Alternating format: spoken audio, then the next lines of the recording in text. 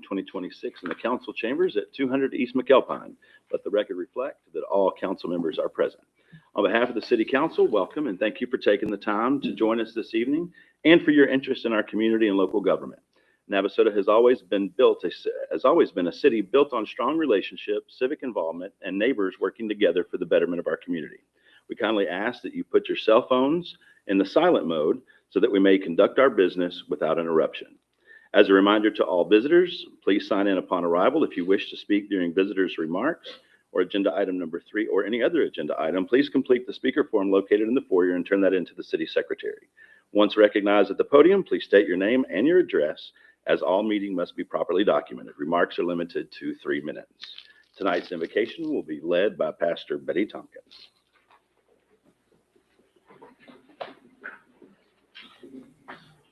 Good evening. Can we just have a moment of silence in prayer for our dear sister Peggy Johnson and her family for the loss of her? And we just know that it's devastating for the family and for all of you all too, because you had a relationship as well as I did with her. So just a moment of prayer.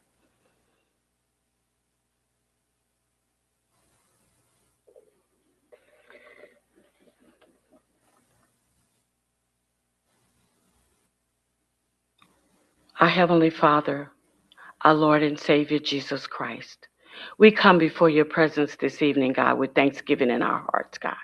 But we have lowly of heart because, Father, we've lost one great person that was among us. And we ask for strength for the family, God, right now, for her husband, her children, her grandchildren, God, and for the entire city of Navasota staff. We pray blessings right now upon each one, God. We pray strength for the journey because we know this is a journey that they're on, God. But you said you are a restorer of the breach, and you will restore them back to where you want them to be. In the name of Jesus, we pray constantly for our town, our city, our state, Father. We ask for blessings upon them. We plead the blood of Jesus over every situation in this town and wisdom, your know-how, God, to what to do and what decisions to make. And we thank you for it. And we give all the praises and all the glory to you, God. In the name of Jesus, we pray. Amen, and thank you, God. I pledge allegiance to the flag of the United States of America And to the republic for which it stands, one nation, under God, indivisible, with liberty and justice for all. Honor the Texas flag. I pledge allegiance to thee, Texas, one state under God, one and indivisible.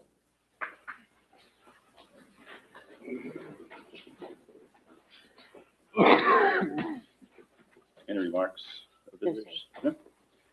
Item number 4, staff reports. We have a proclamation.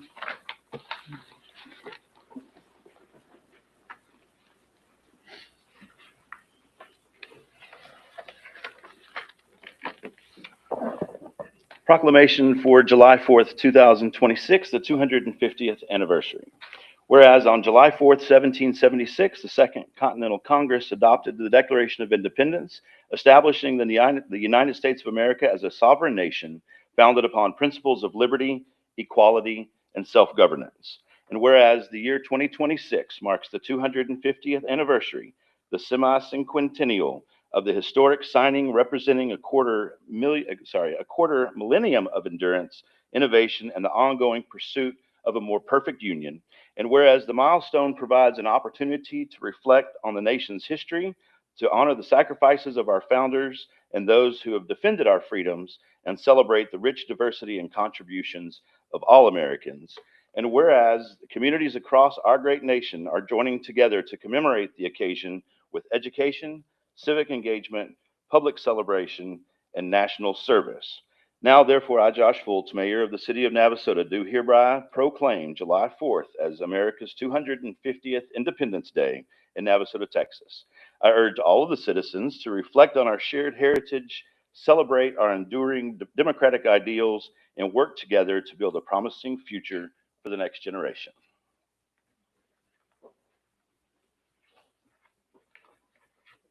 And Mayor and Council, next we'll have a CIP update from Project Superintendent Matt Julian. Good evening, Mayor, City Council, Matthew Julian, Project Superintendent. Tonight we'll start off with the TxDOT sidewalk project on West Washington. We do have some confirmed dates for that closure that's going to happen. That will begin on Monday, July 13th, and will remain closed until July 22nd. Will be the following Wednesday. During that time, there will be 2 crews from the railroad working. One of the crews needs 2 days to get their job done, and then the second crew needs the third day to get their job completed. And so the contractor's job starts on Thursday, and then he has 5 days to complete his section, not including the weekend. But their closure will remain through the weekend because of the conditions of the road. And the plan is to have that opened up by the end of the day on Wednesday, the 22nd. We were also informed today that BNSF Railroad will be closing the intersection at Johnson Street on the same day for 8 hours to do some more work, not with that other project, but I think while they had the road get in there and do some work on Johnson Street. So that road will be closed also just for that day. The traffic control plan for What day is that, Matt? Monday, July 13th. The 13th, okay. The traffic control plan for the TxDOT West Washington project will utilize the truck routes, and the traffic plan for Johnson will use Malcolm, Lee, and Farquhar streets to bypass that intersection. And then the TxDOT sidewalk project on 3090 has been, the bidding has been done. Garrett Shields Infrastructure will be the contractor doing that work. This is another TxDOT funded project for sidewalk improvements along 3090.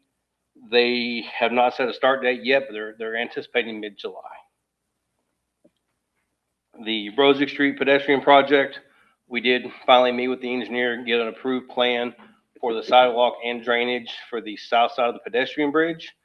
We have all come to an agreement on what we're going to do there, and I'm still waiting on a timeline for them to start that project. They said they would meet this week and let me know kind of tentatively when they're going to schedule those repairs. They're going to replace the entire sidewalk on the south side, raise it up where it's ADA compliant.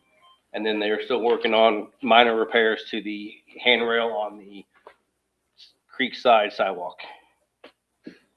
And the TDA grant project on Minnie Street, Terabella is the contractor for that project. They've been delayed significantly on previous projects. They're looking to start mid-July for that project and anticipating being done by October. And that one is just replacing the sewer and the water lines on Minnie Street from McAlpine to Foster. The other grant project on Foster Street, they've also had some delays with the weather, but they're still working. They're about 50% complete done with the sewer on Foster Street, and they completed the section on Levy Street that ties into Foster. And then Pecan Grove Phase 2 is still working on trying to pour concrete roads. You have any questions? I have 2 questions, and it's on the 3090 sidewalk project. Is there a website or a place that people could go to see what that project is? And do you have any idea what their expected completion time is? So for the first question, I'm sure it's on the TxDOT website, which I can find that information out and see if we can see what we're allowed to share for that. Okay. And then I think that's going to be a year-long project, broken down into 6 different phases, I think.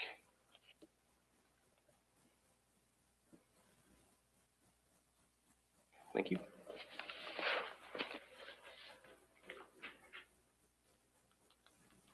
Boards and commissions. I went to the planning and zoning meeting on the 11th of June, and it was a lively and great discussion through a workshop. And we discussed 4 items. The Planning and Zoning Commission discussed the accessory dwelling units, applicable regulations and unrelated occupancy, streetlight spacing requirements for new subdivisions, curvilinear street requirements for new subdivisions, and the manufactured home regulations pertaining to the new state legislation. Again, it was a workshop, so no decisions were made at that point, but it was really good questions that were brought up and a really good discussion. All right, reports from staff. Taylor, do you have?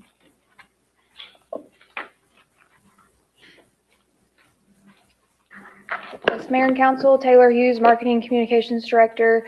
First, I just want to say a big thank you to everyone that came out on Saturday to our Sounds of Navasota Juneteenth celebration. I believe our community really enjoyed it. A lot of fun was had. So just thank you to everyone that came out to that and supported us in that event. Coming up on Saturday, July 4th, we have our big America 250 Celebration Freedom Festival. The event starts at 11 a.m. with the red, white, and blue parade, and everyone is welcome to join that, whether you are walking, biking, driving a car, float. We would love to have you. So lineup is at Brozig Avenue as early as 9:30 that morning, and then the parade will start at 11 a.m. and travel through downtown. At noon, there will be kids' activities here at City Hall. We have carousel, Ferris wheel, bounce houses, a train, face painting, just lots for the kiddos to enjoy. At 1:30, Salem House of Blessings Worship Band is going to be playing live music here at City Hall. And then at 5:30 that evening, we have All Hat No Cadillac taking the stage. They're a 90s country cover band. And then at 7:30, Last Child and Aerosmith Tribute Band will take the stage. And immediately following their performance, we'll have a drone show around 9:15 with fireworks to follow immediately after that. So a big day planned, lots of fun activities. And I know a lot of our restaurants and shops in downtown will be open as well for people to enjoy. So we hope to see everyone there. Thank you. Thank you, Tim. This weekend that's coming up, we had scheduled a community picnic from 2 to dark. We're going to delay that 2 hours. We're going to start at 4 o'clock because of Peggy Johnson's funeral. Quite a bit of us is going to be participating in the funeral and the repast. So we will be starting that at 4 p.m. that afternoon, this Saturday. Okay. Anything else?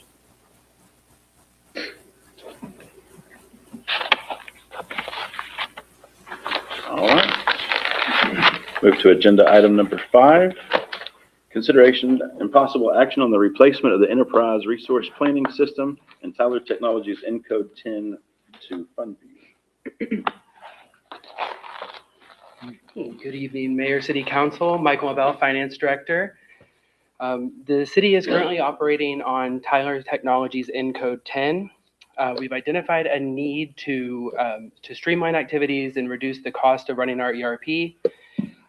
We've evaluated and determined that FundView is going to be the solution to move forward. We're expecting cost savings of over $50,000 during the implementation year and over $100,000 in cost savings from year 2 forward. Staff recommends request the authorization for the city manager to enter into a contract with FundView and proceed with procurement. And our sales representative, Joe Wirtz with FundView, is in attendance if you have any questions. Michael, I don't know, is this question for you or for the guy that's in attendance? Can you kind of explain to us what this actually is? So the ERP is more than just our accounting software. It's what houses the financial operations of the city. Joe, would you mind joining me? Yeah. Let him explain this a little bit better.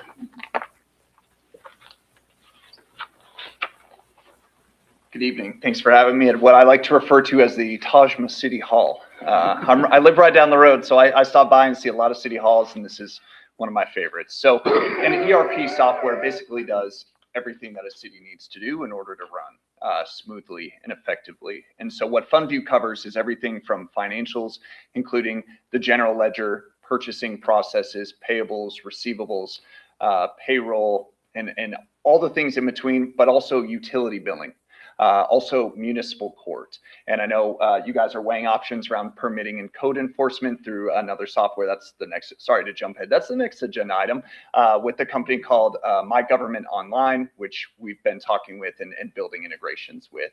And so what we're looking for here is to really build a seamless tool to where whatever goes on in utility billing or whatever goes on in court, whether it's taking payments or distributing refunds, all of that should automatically flow over into the general ledger. Or if your public works staff is out in the field and you need to do rereads or meter exchanges or what have you, through FundView, they can do all of those with a smart device. So no more having to drive back to City Hall, taking everybody else's coffee, and then, getting back out on the road. They can get pinged on their cell phone. It'll let them know, hey, your service order ABCD has been assigned to you. Here's when it's due. Here's the action code. Then once they complete that out in the field, it updates everything back at City Hall. So it's an all-in-one software. We work with about 150 cities here in Texas. One thing I appreciated you speaking about earlier was, having your community and your neighbors, serve the community. Well, we're Texas-based, so we got folks all over the state. We are based in Lubbock, but we have support staff and implementation all throughout the state of Texas. I live right down the road in Katy, Texas. And so we're very familiar with Texas and how Texas works and all the reporting and all the nooks and crannies that go along with that. So any questions that you all have? I guess if I'm understanding right, the utility billing is gonna be in-house now? If we approve this? Well, utility billing is already in-house. We have our own utility billing, but right now, the software that they use and the software that upstairs uses in the finance department aren't completely integrated. They have to get to the end of the day, close out workflows, send up reports up there that then get transferred into the system. Whereas in FundView, it's much more integrated where as a customer makes a payment at the window, it automatically tracks that dollar that they paid all the way up into the software. And it just makes it more real time and a much more efficient flow of the information. I was just thinking that we're gonna start putting them in envelopes and mailing them out. No, sir. So we will still have a contractor doing that part. We'll still have Encode, it's just not the accounting part. Is that really right, or is it No. Encode going to totally go away? This would ultimately, the plan is to fully transition away from Encode. This would be a full transition across several steps. So it wouldn't be on day one. We would slow the migration, so that we get a module up and running, make sure everything is working, all of our accounting codes are working properly, and then we move, over the course of time, we move each of the modules over. And that's one of the reasons that you saw a smaller savings in year one as you do in year two, because there does have to be some overlap because of the way the transition happens. Obviously, it's, we have to be very careful when we're transitioning all of our financial records and all of our accounting. We don't want to lose anything, and we don't want to have any errors. So we go through it a very organized process, and with the overlap, there does, we don't save quite as much as we will on year two. I was about to ask about that. So we just went to a new software and tried to transfer 5 years worth of data into the new system, and things don't line up. So an address may go into a phone number blank. I would assume that you have experience, since Encode is probably used to be used by lots of folks. Absolutely. So you Yes, will sir. have worked through those concerns and issues. We have to. I mean, it's just, you have to do that. Encode is our most common conversion. And one thing that we'll do, and we've talked with Michael about this, but it's important to not rush through the process. So it is going to take a little bit of time. It's not an overnight process, nor would we want it to be an overnight process. But once all that transactional history is brought over into FundView, we're going to run reports in Encode, and we're going to run reports in FundView, and we're going to tie them out to the penny, just to make sure that everything has been converted correctly. Now, there may be a delta between the two. And so then it's on us to prove up, well, is it something that might be incorrect in Encode that maybe you guys just hadn't noticed? Or, hey, maybe there's something wrong on our side. Maybe we just missed a decimal on a particular rate code or what have you. But one thing that's important is we tie those out as close as possible. We have your team sign off to make sure that, yes, this looks correct, and we do want to move forward. So absolutely, to answer your question. Yes, sir. Are there any penalties with Encode? No, sir, we've made sure that we're structuring it so that we can do the cancellation with them at the right time so that we don't have the renewal and it'll end organically. And it's all of the staff kind of been involved in how it's gonna look and all that, so that they're, Yeah, we supportive actually. of it, or? you know? Absolutely, and that was one of the things that Michael and I talked first about it. We looked at a few of them, and then we said, when we got to where we wanted to look closer at Funview, we actually organized a kind of a lunch and learn right here in this room with all of the directors, and they brought their staff that works closely on the budget with them in here. They saw a full demo from Mr. Wirtz. And Brian Cook, who's he and his wife are the owners of Funview. He came down, they did the demonstration. We did a separate demonstration that got specific into the court that the municipal judge and our court administrator went through. And I've not had any personnel express an interest to me not to move forward with this. They all expressed in favor of moving forward in this direction. It's a great lesson learned of, if you want to build a great, demo, maybe don't fill everybody's stomach with brisket, but we did, and we made our way through it. Smoke Daddy's was fantastic, but had some people nodding off halfway through, so we had to stand up and move around. But by and large, it was a lot of fun coming down.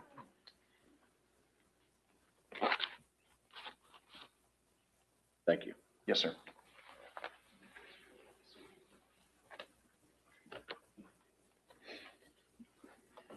I'll make a motion.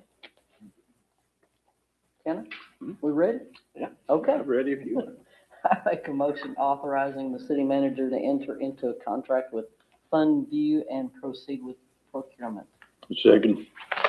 We have a motion from Ms. Copeland and a second by Mr. Gessner. Any further discussion? All in favor, say aye. Aye. Opposed? Seeing none, the item carries. Item number 6, consideration and possible action on the interlocal licensing agreement for My Government Online, MGO software, between the City of Navasota and the South Central Planning and Development Commission, SCPDC. Lupe. Hard acronym. Mayor, Council, good evening. Lupe Diosado, Development Services Director. This tonight is all about technology, at least this first half. This item is relating to, as you read, a interlocal agreement, a little bit unique. And My Government Online, or the South Central Planning and Development Commission, they're actually a governmental organization out of Louisiana. That's why this is structured as a ILA, interlocal agreement, versus a standard contract with the vendor. They're not here tonight. They're actually, again, as I mentioned, out of Louisiana. So I'm going to do my best to answer all y'all's questions. And I have Robert here too. He's gonna assist. So really, just to summarize, very similar as to what Michael mentioned. We're going through the early stages of moving forward in the new budget. What are some things we can do to improve efficiencies and cross-departmental collaboration? One of the big strong suits of this software is currently today, we have a permitting software which handles permitting, code enforcement, planning and development, alcohol licensing, food truck license. Public Works, they have a separate system in Encode that handles their work orders for water leaks, street repairs. J, facility maintenance, they also use that same Encode system for their internal service orders here at City Hall.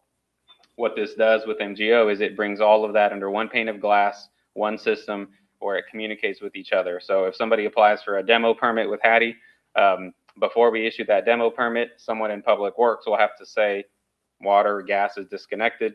And so there's just a lot of communication there by the software itself that then makes it easy to deliver that service to the customer in an efficient manner. What the cost is here is roughly, I would say it's not the most expensive out there. It's also not the cheapest. We're probably comparable somewhere in the middle. The current price that we have here is $50,000 for the first year, roughly. We currently pay about $20,000 with CitizenServe, and that's just for one department. So if you stack on all the other departments that are going to hopefully jump on board, then the price is comparable to what we pay now. We also had multiple departments involved in evaluating.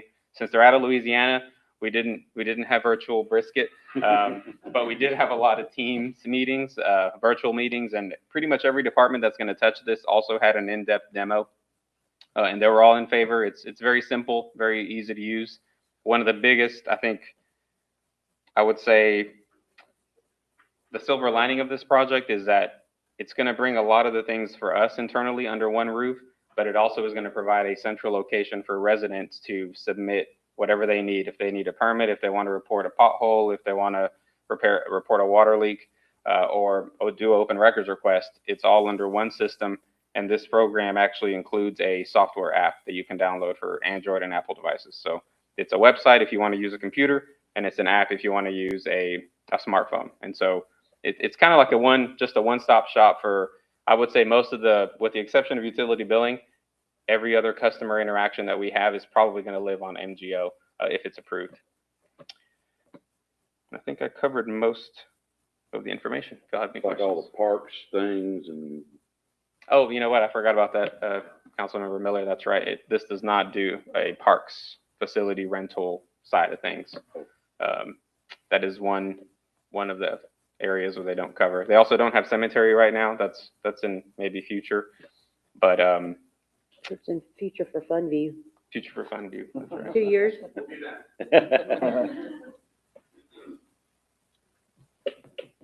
So, Lupe, kind of the same question. Is the past information going to be downloaded or uploaded into the new software, or so that you'll have access to being able to search history? Yeah. Yes, there is a data migration period with Citizen Serve, since that's our current permit platform. They require 60-day notice if we're going to cancel services with them. So ideally, if this is approved, we send them the proper notice, and then within these 60 days, they're going to do a big data dump, give all of our permit numbers, all of our fields, and all of our permit applications, and then all those attachments to allow MGO to do a full transition to hopefully go live October 1st in concert with new finance. ERP. And IT's ready for all that? Well, they're going to do all the work. We're just going to tell them how to do it. So. We're gonna eat the brisket. Yes. So, all right, if you're going to just now have one program, will there be cost savings realized by not having multiple programs? Yes, absolutely. With one vendor, How much the cost savings are? we had some very early pricing from other software vendors out there, and they were almost double the cost of this. And they're always, it seems like a lot of companies are module based. Well, if you want this, there's an extra module. If you want 10 more users, here's more cost. The benefit of MGO, or at least how it's, the current agreement and how it's been structured to us, is it's one cost, unlimited users for staff, and then unlimited, of course, users on the customer side. So. Yeah, Mayor and Council, just one of to kind of add on to that, one of the big benefits of MGO, two that I'll focus on. Number one, they already have fully functional interface with Funview in several other cities. So they are operational with them, and that tie together, that interface has already been worked out. So we won't be the first trying to make that interface happen. And then the second is it's not a typical software vendor, where we would pay per seat or per employee or per license.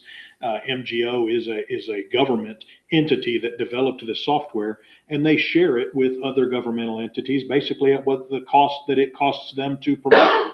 And so it is a one flat fee to buy the whole package, regardless of if we have 10 employees or 100 employees accessing it. We've paid for the access, and that covers it. And so that's the other benefit of it being an interlocal agreement with another governmental entity, as opposed to a for-profit software manufacturer. Nothing against being for-profit. It's just a benefit to us. We get a little bit of cost savings.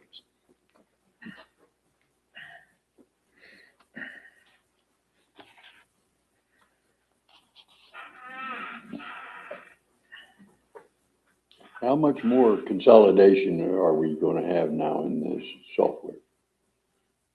I think Is there any more needed, or is these two packages are going to expand to fill all of it? Yeah, I think with the exception of the cemetery and Parks and Rec facility rental space, it's pretty much everything under these two. So it really makes it a lot easier to manage.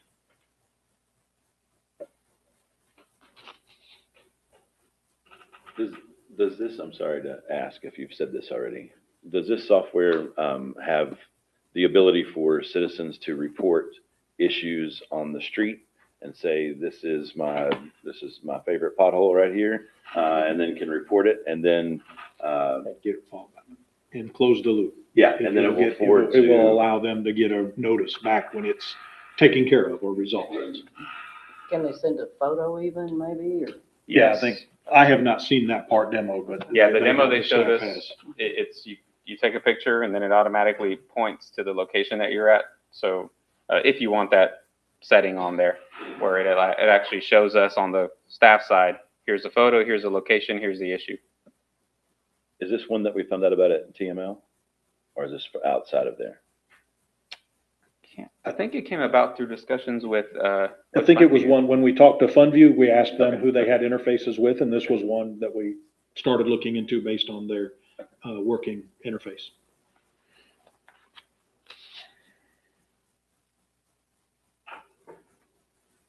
I move to approve a interlocal license agreement for My Government Online software between the City of Navasota and the South Central Planning and Development Commission. We have a motion from Mr. Miller, a second from Ms. Copeland. Any further discussion? All in favor, say aye. Aye. Any opposed? Seeing none, item carries. Agenda item number 7, discussion on the upcoming request for proposals process for solid waste collection services. Mr. Hemminger. Yep, Mayor and Council. So as you're aware, our current contract with Republic will be expiring in February. in the end of February. I was going to say the end of January. It's the end of February of 2027. And so that process takes a little while. So we are getting ready to issue the RFP document out. Should go out on July 1st, next Wednesday when the newspaper publishes. Before we sent that out, just wanted to have one last conversation with you all to make sure that we're covering all of the alternates that we wanted to see in those bids come in. And so obviously the bid, and let me preface for anyone that's watching, this in no way implies that we are unhappy with Republic or that they would not be eligible to bid again. It's just the process for renewing such a high value contract for the city services. And so we put it out through a competitive bid process. Republic and many others we anticipate will be interested and will provide proposals based on what we request. So the base proposal will be to continue exactly what we have now, a polycart at each residence, a polycart or dumpster at commercial businesses. There are options to add additional services 1 day a week, and then the commercial can have multiple days a week of service.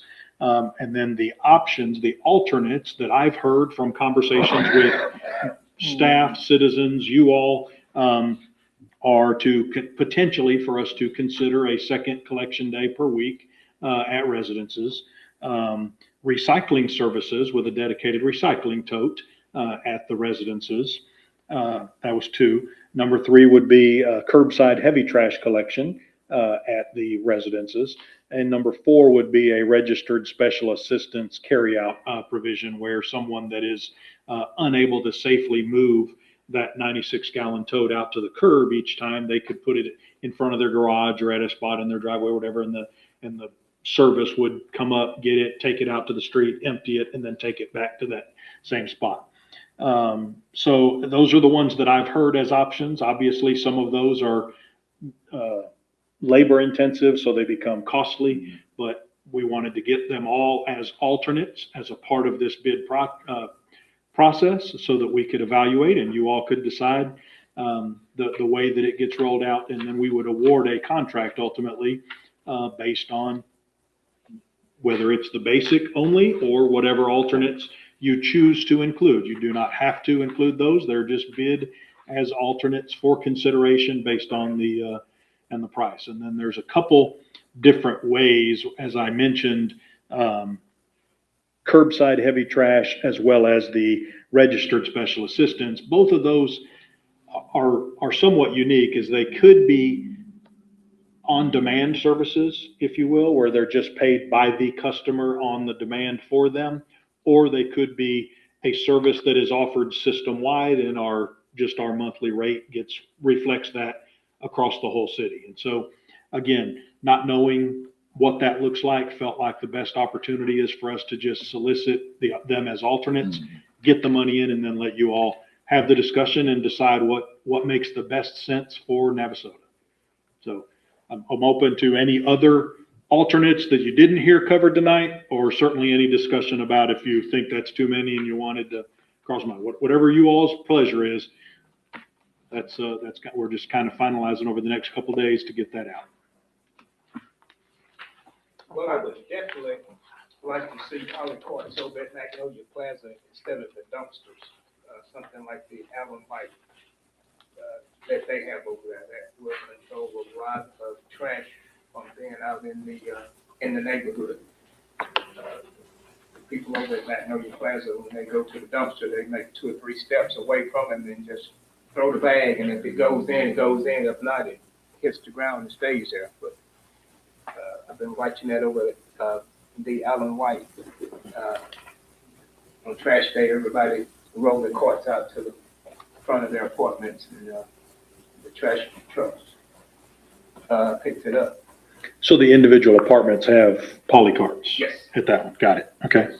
I was not aware that they were different, okay. Got it.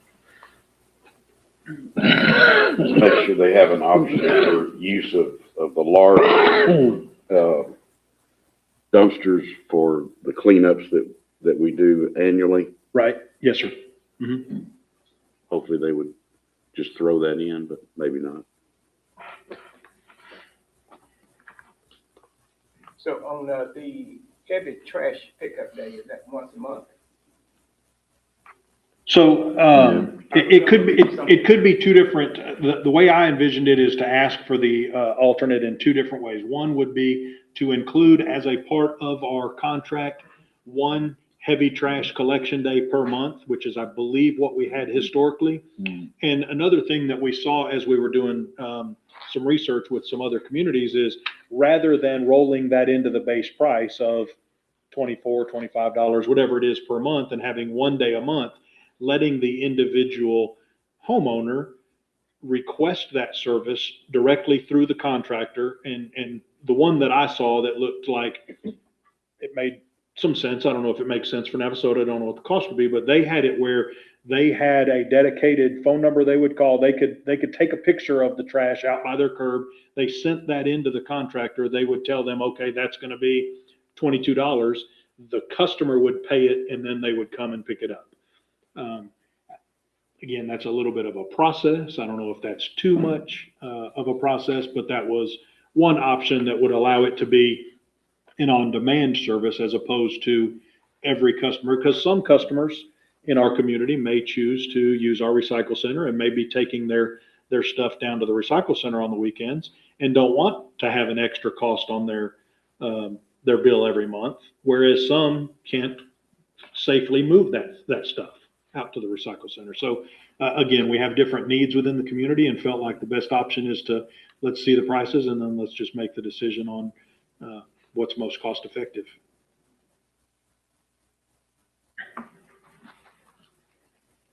That seems reasonable. I'm looking at the definitions and the bundle, a Tide package.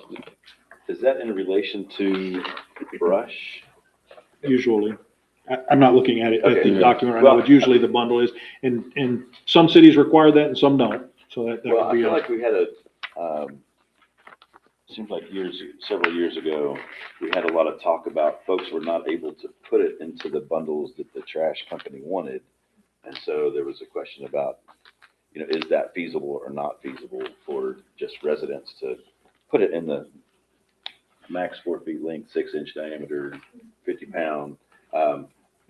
Just throwing out there that I think that if the city can continue to do it, I would rather the city continue to look at that. I don't know if that, that's maybe not the time to say that, but I remember we had a lot of conversation about.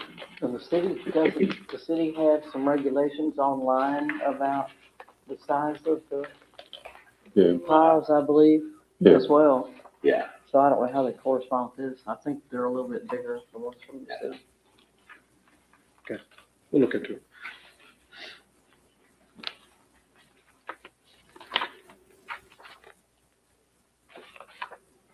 Having Been someone with lots of limbs. Yes, ma'am.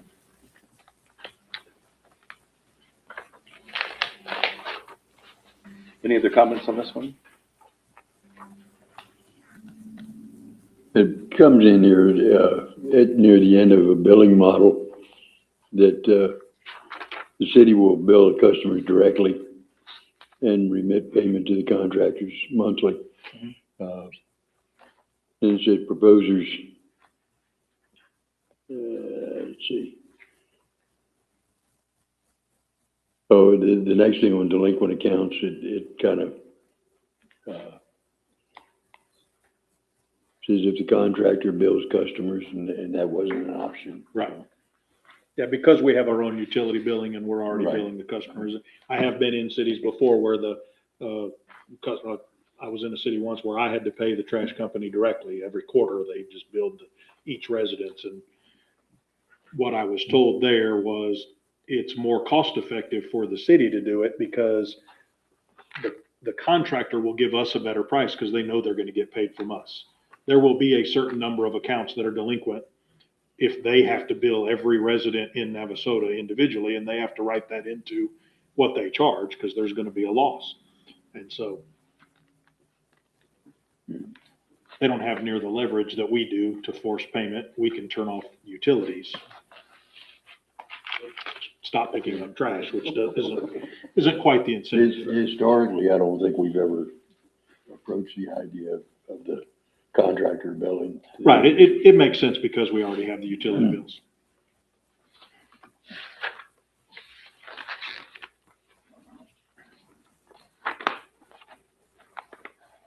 All right, you got the We got the direction? good, I think so. All right. Item number 8, consideration and possible action on resolution 837-26, selecting and awarding a contract to Strand Associates Incorporated as the engineer architectural surveying service provider for grant pre-application, application and project implementation for the 2026 Natural Gas Distribution Infrastructure Safety and Modernization Grant Program from the U.S. Department of Transportation, Pipeline and Hazardous Materials Safety Administration. Mr. Diosdado. Mayor, council, this is, as you read, for professional services to facilitate and help the city apply and then hopefully manage an awarded grant for natural gas improvements. This is with Strand Associates, and Mark Rudolph is here if you'll have any questions on the proposed agreement. This was reviewed by legal counsel and is our standard form for contracts.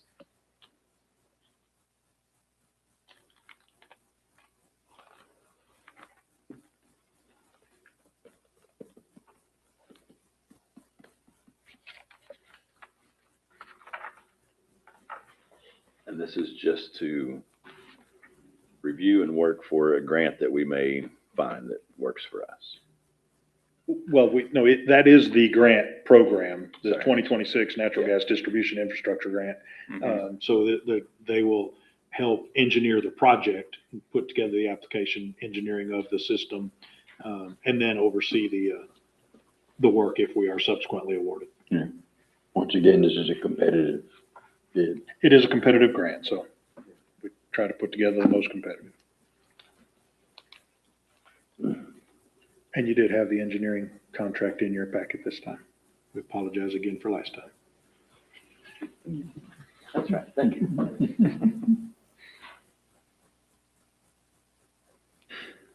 Move to approve resolution 837-26. Second. A motion by Mr. Miller, and a second by Mr. Gessner to approve resolution 837-26. Any further discussion? All in favor say aye. Aye. Any opposed? Seeing none, the item carries. Agenda item number 9, consideration of possible action on amending the 2026 Mudcats Facility Use Agreement. Mrs. Breyer. Good evening, Tiffany Byers, Community Services Director. So the Mudcats approached us about wanting to swim for TAF this year, which is the Texas Amateur Athletic Federation. Their big event, the Games of Texas, is going to be in College Station this year. So the Mudcats would like an opportunity to participate. Their proposal to us was to come during lap swim hours. So that would be Tuesday through Friday, starting July 7th through July 29th. From 7 to 9:30 a.m., we would give them 4 designated lanes for that. Other than that, the agreement has not changed from the standard agreement that you approved earlier this year. And then the fee that we recommend is $325, which is what a family season pass would cost. We don't have a number on the participants yet. That depends on who places at regionals. So we felt like that was a fair number considering how many times they're coming in to swim. And based on the current usage, you don't really see that it would affect the ones that are regularly using it or take away from anything. That's what I was gonna ask too, because I am one of those who uses. Yes, ma'am. So we currently have kind of an influx. So we have some that come in, some that leave. So doing the 4 lanes would be acceptable to be able to facilitate the other lap swimmers as well. A couple of thoughts. I'm glad, one of my questions was how many people does this $325 cover, but you answered that already, that you don't have that answer. Friday, when I was there, there were 8 girls and 3 adults from the Mudcats that were there, and they were using 7 lanes. And so this is prior to July the 7th. And as I was leaving, I got 2 complaints besides my own about, you know, there's a lovely group of people that come at 7 in the morning, and like you say, they kind of come and go, you know, until 9:30, all adults. And, you know, it's sort of a time of luxury swimming in the quiet and the peace of a morning. And, you know, it's a little bit of a social activity for people. The people are, you know, the ones that complained are not excited about the noise and the splashing.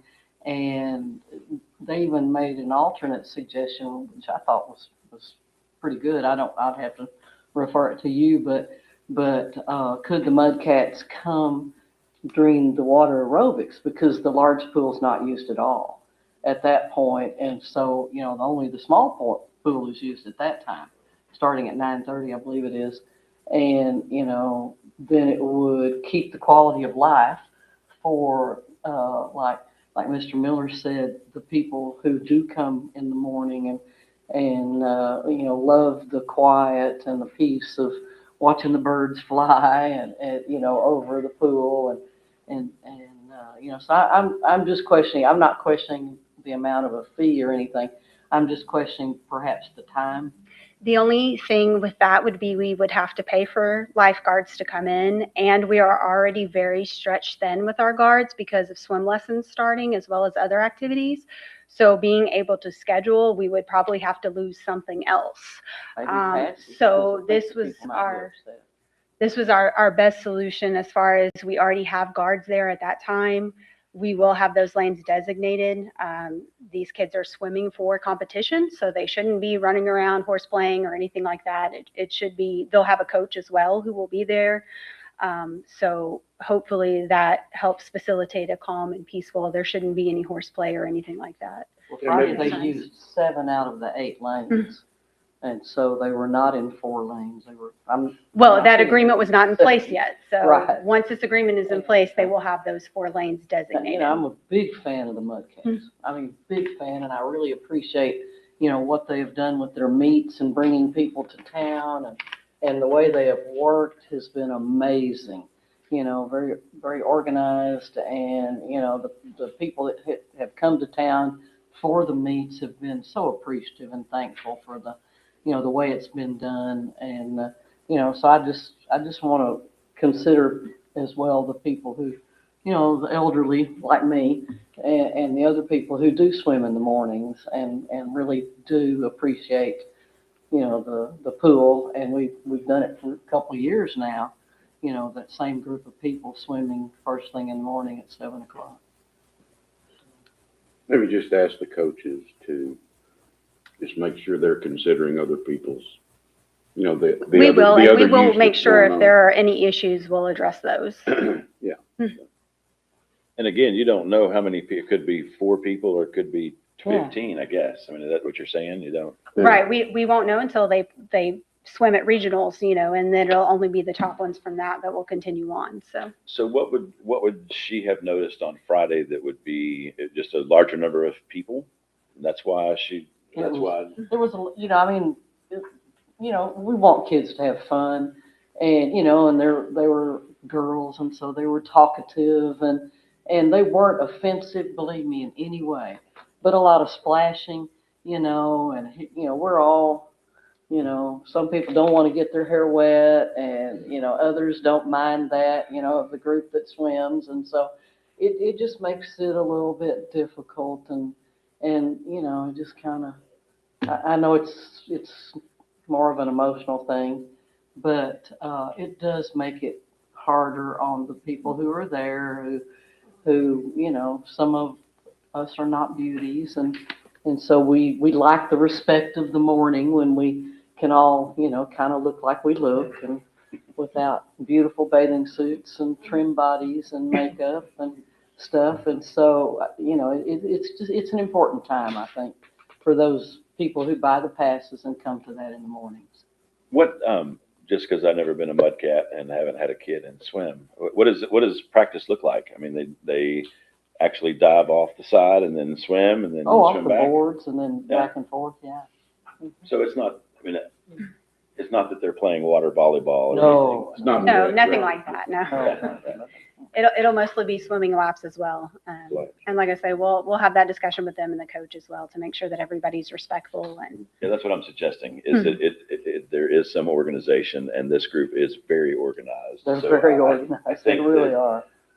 4 lanes seems to be like out of the way. Now, there are some parents here, I believe, at least that's what it looks like.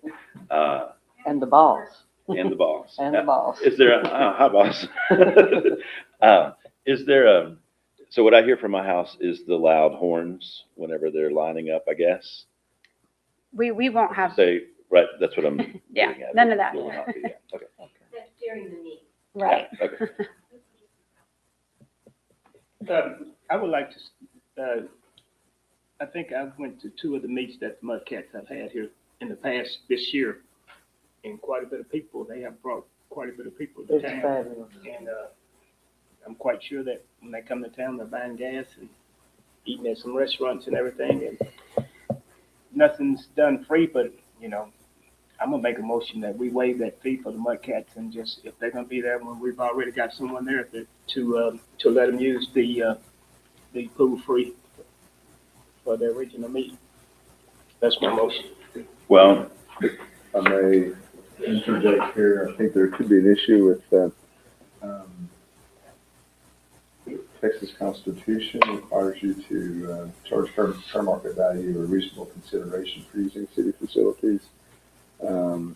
So I think there could be an issue with that. I think other organizations may expect the same sort of thing too. Yeah. So I understand your heart behind it. I think it's great heart, but I think it would be advisable to go ahead and charge a fee, or whatever you think would be reasonable under the circumstances for just that temporary time period. So maybe that needs to be adjusted, but I think giving it away for free would be What's the problematic. fee for the lap swim?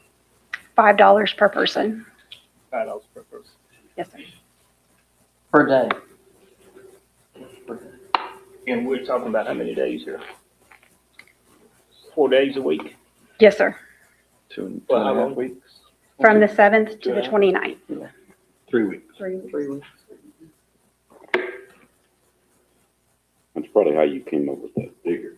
Yes, sir. It was even doing, say 3 kids daily, you're still right a little bit over that amount. So if you consider more than 3 kids, that's still a break. And just to point out, this is not for a swim competition. This is for practice for the swim competition. Right. Which will be in College Station.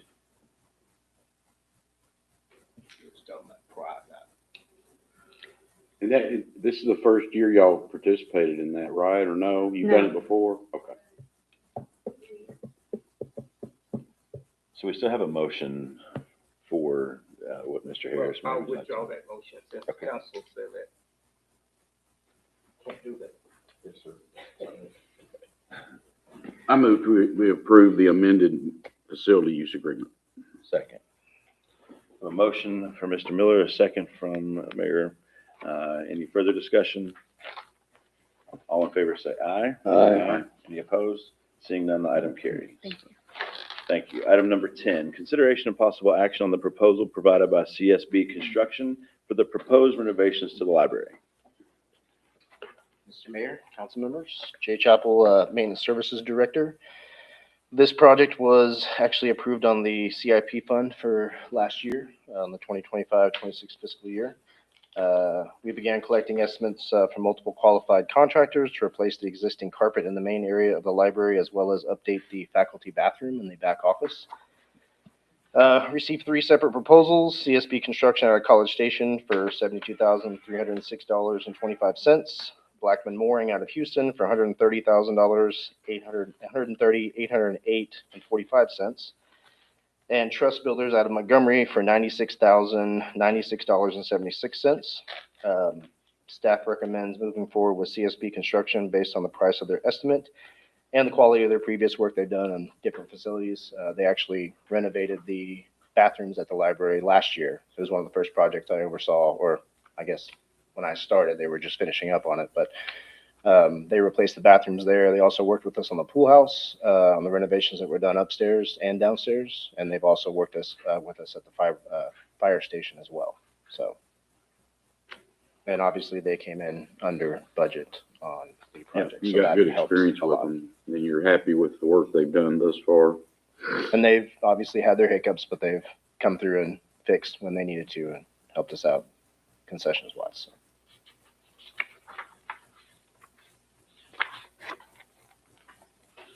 I will say too, this work is going to require some potentially after hours work, mainly because the library is in full use most of the time. I have worked with Tiffany. We won't be actually starting this project until August because we want kids to get back into school and kind of, there's a lot of activities in June and July. So we're trying to get approval now so we can get ready and get materials purchased, all the other fun stuff, and be ready to roll as soon as Tiffany's ready for them to pull the trigger. Mr. Mayor, I move that we approve the estimate provided by CSB Construction. Second. Got a motion and a second.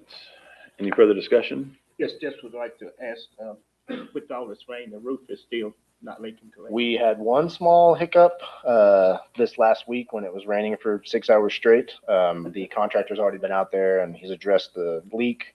We're obviously going to water test that as well and make sure it's good to go. But that was the beauty of having a warranty on the work that was done. He was out there the same day when we noticed a small drip that was happening in the front corner. So we will have that addressed, and it will be something that we will prioritize over the next 30 to 40 days prior to construction. So.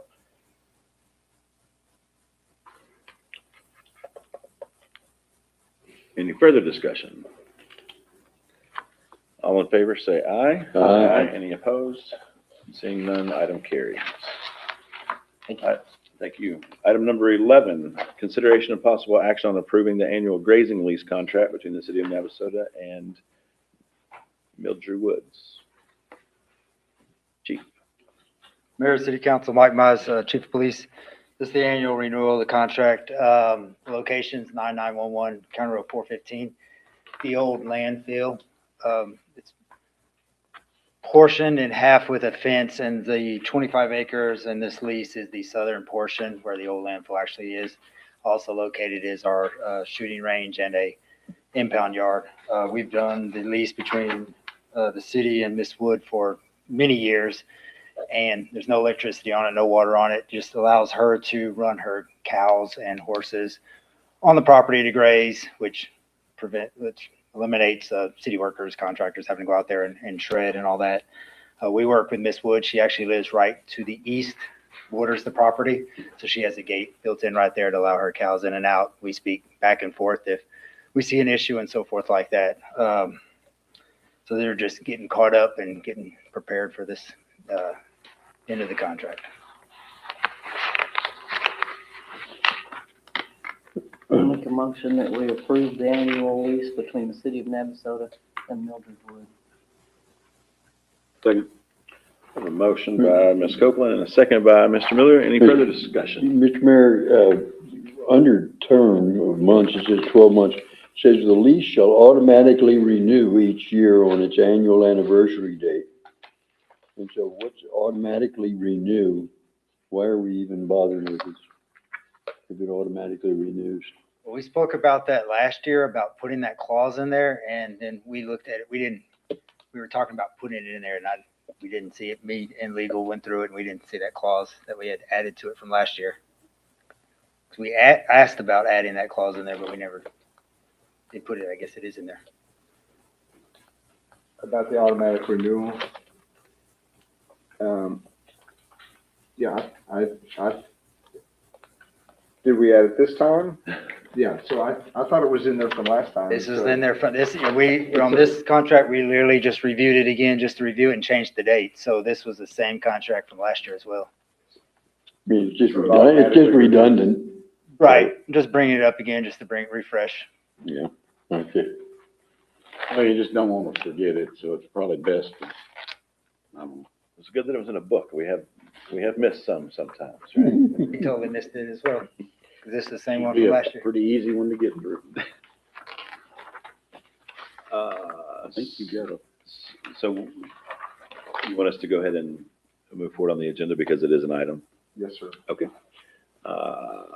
All in favor, say aye. Aye. Any opposed? None. Item carried. Agenda item number 12, consideration and possible action on ordinance 1086-26, amending Article 13.05 of the Code of Ordinances, adopting updated water conservation and drought contingency plans for the city of Navasota in accordance with the Texas Water Development Board and Texas Commission on Environmental Quality requirements, and providing for implementation, enforcement, penalties, publication, and an effective date. Ms. Rayner. Mayor, Council, I'd like to go ahead and bring up Utilities Superintendent Matt Julian to present this item. Please, Matt.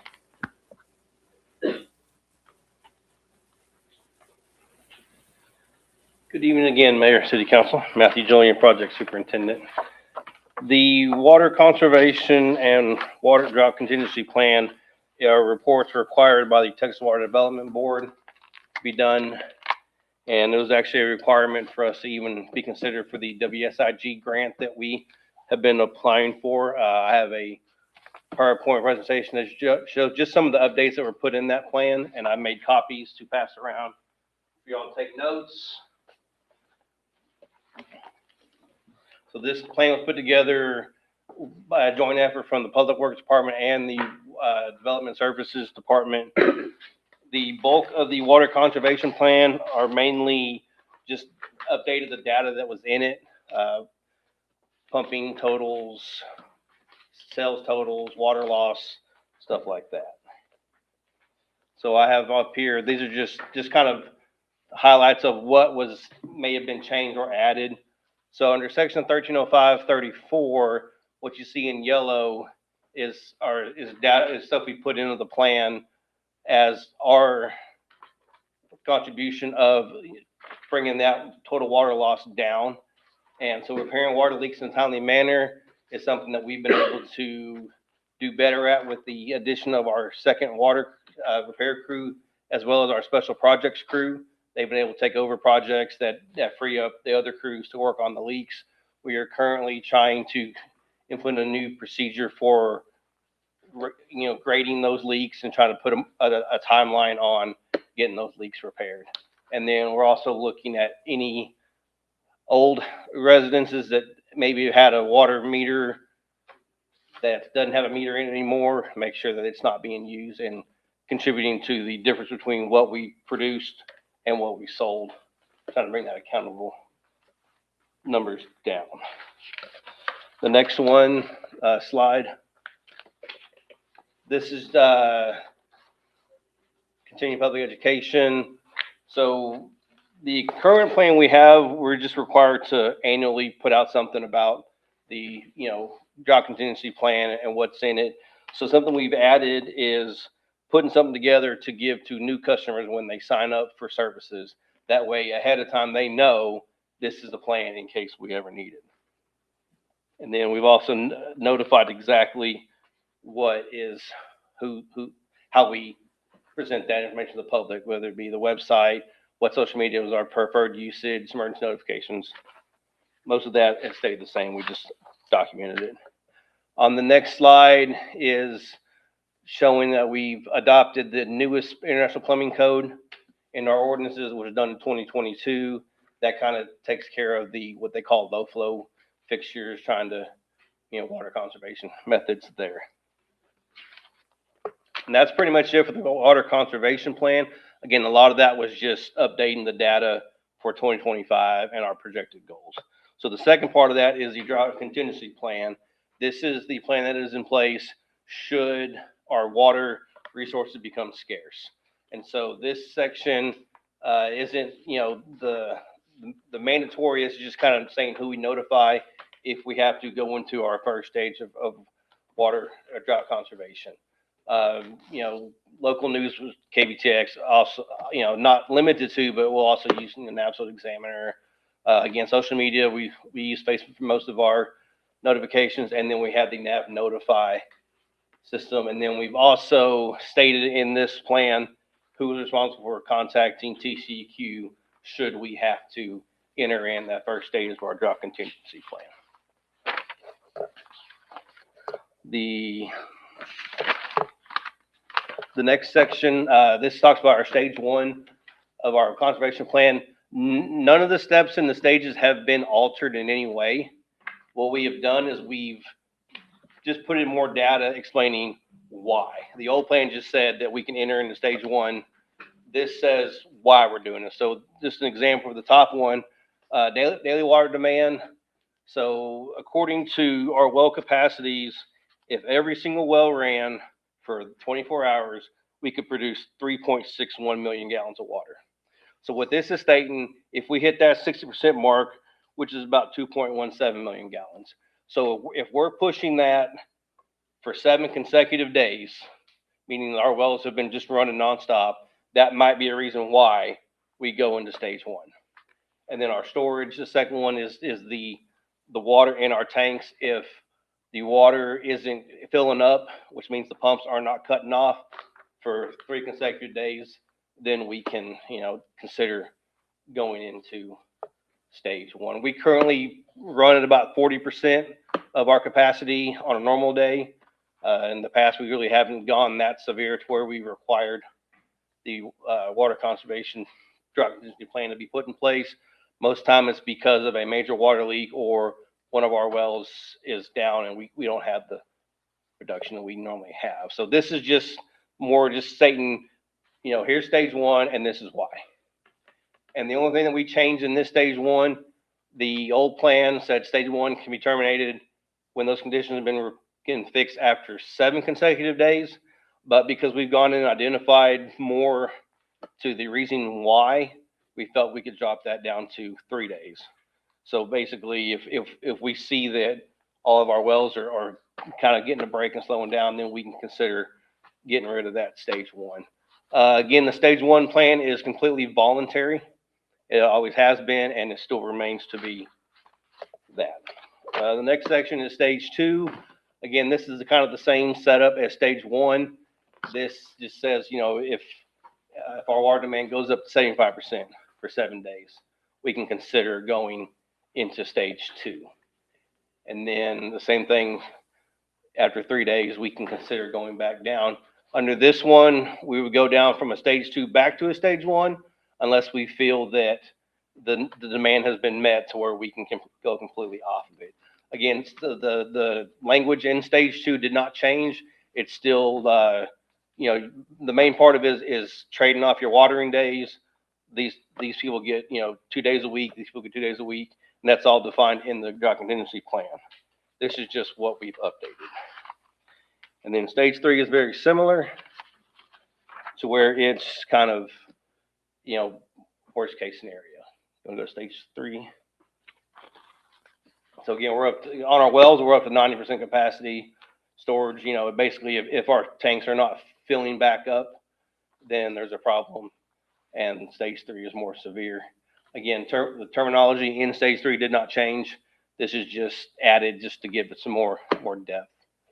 And then stage 4 is the severe one, and this is all just new language that's been put in it that basically city manager can implement a water allocation subject to city council ratification. And this is just kind of more documentation, more words. And then the next section, this wasn't really outlined in the old plan. This is examples of non-essential water use that we can say during the drought stages won't be allowed, like washing vehicles, irrigation, cleaning out your gutters.